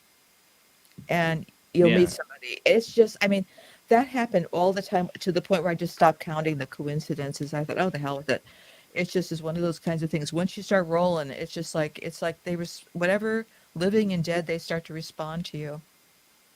I would really like to know because of the Irish. I've always been fascinated. I mean, I'm fascinated by the Native American Cherokee side. Oh, that's all both fascinating. The Irish Yeah, is all I know is a great grandfather came Kelly. here, married a Kelly, great great grandfather, married a full blooded Cherokee woman. That's little I know. That's Uh, that's exciting. and that and that's from my grandmother who passed away before I was born. So she died of alcoholism and drug abuse, okay. which Well, is very prevalent in that side of the family.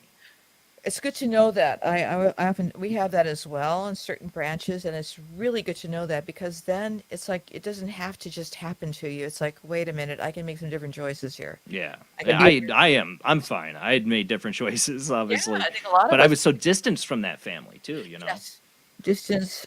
It's when you don't know the family, like in the case of this this branch of my family tree, when you start reenacting parts of their lives and you don't know why you're doing what you're doing. It's like when you know what you're doing and it's conscious, it's like, okay. But the fear of ships, that weird thing that happened, it's just like, where does that come from? Is that DNA, past life? That's so interesting. It's just all these things that people try to brush it away. And it's like, there's a perfectly logical explanation. I think we're going to get to Iziriana had a question, Jamie. I'm seeing. I think we're going to wrap up a little bit early tonight because I didn't think we'd get a lot of phone calls because this is a hard one for people. A lot of people don't get into genealogy. A lot of people don't think about their past, their family. So, and you can I might wrap it up early. But I want to get to before we end tonight. I want to get to Iziriana's question. Do you know where it's at? I'm looking I'm trying to find or just here. post I it again, think Iziriana. Okay. I have a question. As an adopted person, I live in a closed state. How do I get information about my birth family and relatives like that? Yeah. That's a tough one because it depends on the state that you live in. Now, again, I'm going to go back to the DNA stuff. If you could do a DNA test, you'd be surprised what you can find. I mean, that's how I cracked an 80-year-old case with a cousin of mine who didn't know his birth father. We figured it out. It took about 6 months, but we had to do a combination of records, DNA, and then process of elimination. So it wasn't easy, but at least we could get the family. And he could find out finally before, he goes, who his birth father actually was. So it takes if you could write to every state, that's the other thing too. Every state is so different. Some are more closed than others, but DNA can circumvent a lot of that because the thing is with it, you can load it up to different sites for free. And that's how I've been able to crack a lot of cases. It's so tempting. Me and Jamie know we talk about it like. Believe me, I wouldn't force you. I wouldn't want to. I know it's so tempting though. It is tempting. It's so tempting. I would love to know. Like my mind wants to know. I didn't want to do it, but my sister sent it to me and my mother for Christmas, and she had hers done, and we've learned a lot of really, really interesting things from it.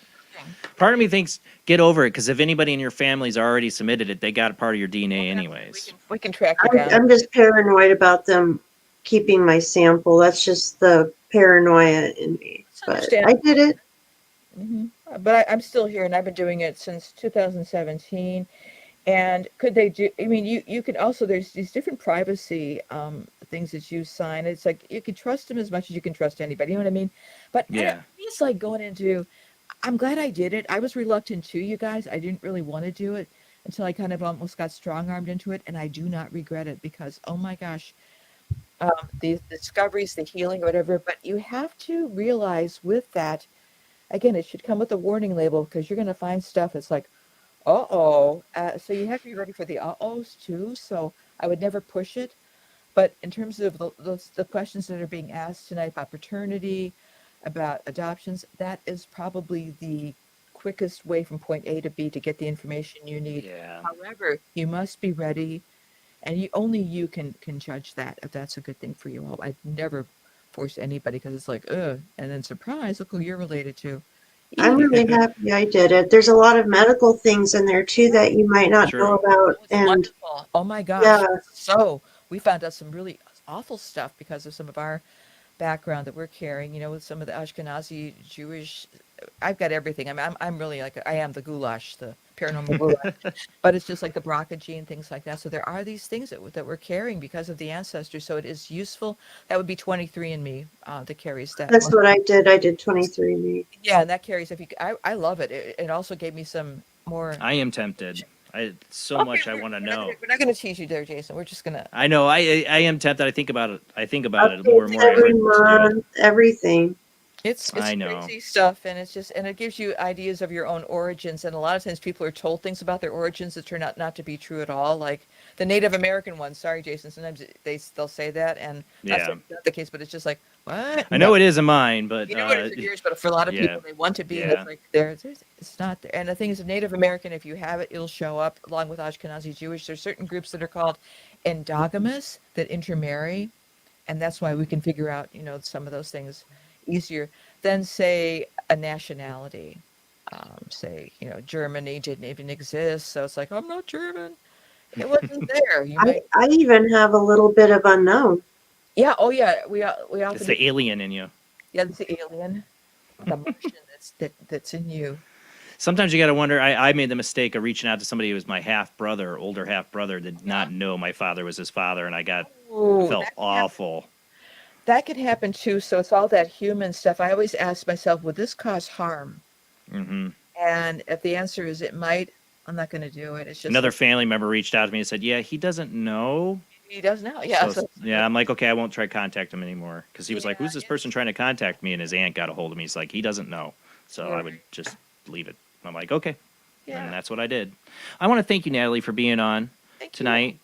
It's a pleasure. And I'm very interested in the book. Like I said, I ever since I was on that LaSalle Bridge and I first heard about that Eastland, Chicago disaster, it's a haunting tale. So it's interesting to finally you'll get to talk to somebody about it that has knowledge about it because there's not a lot of people that know about it.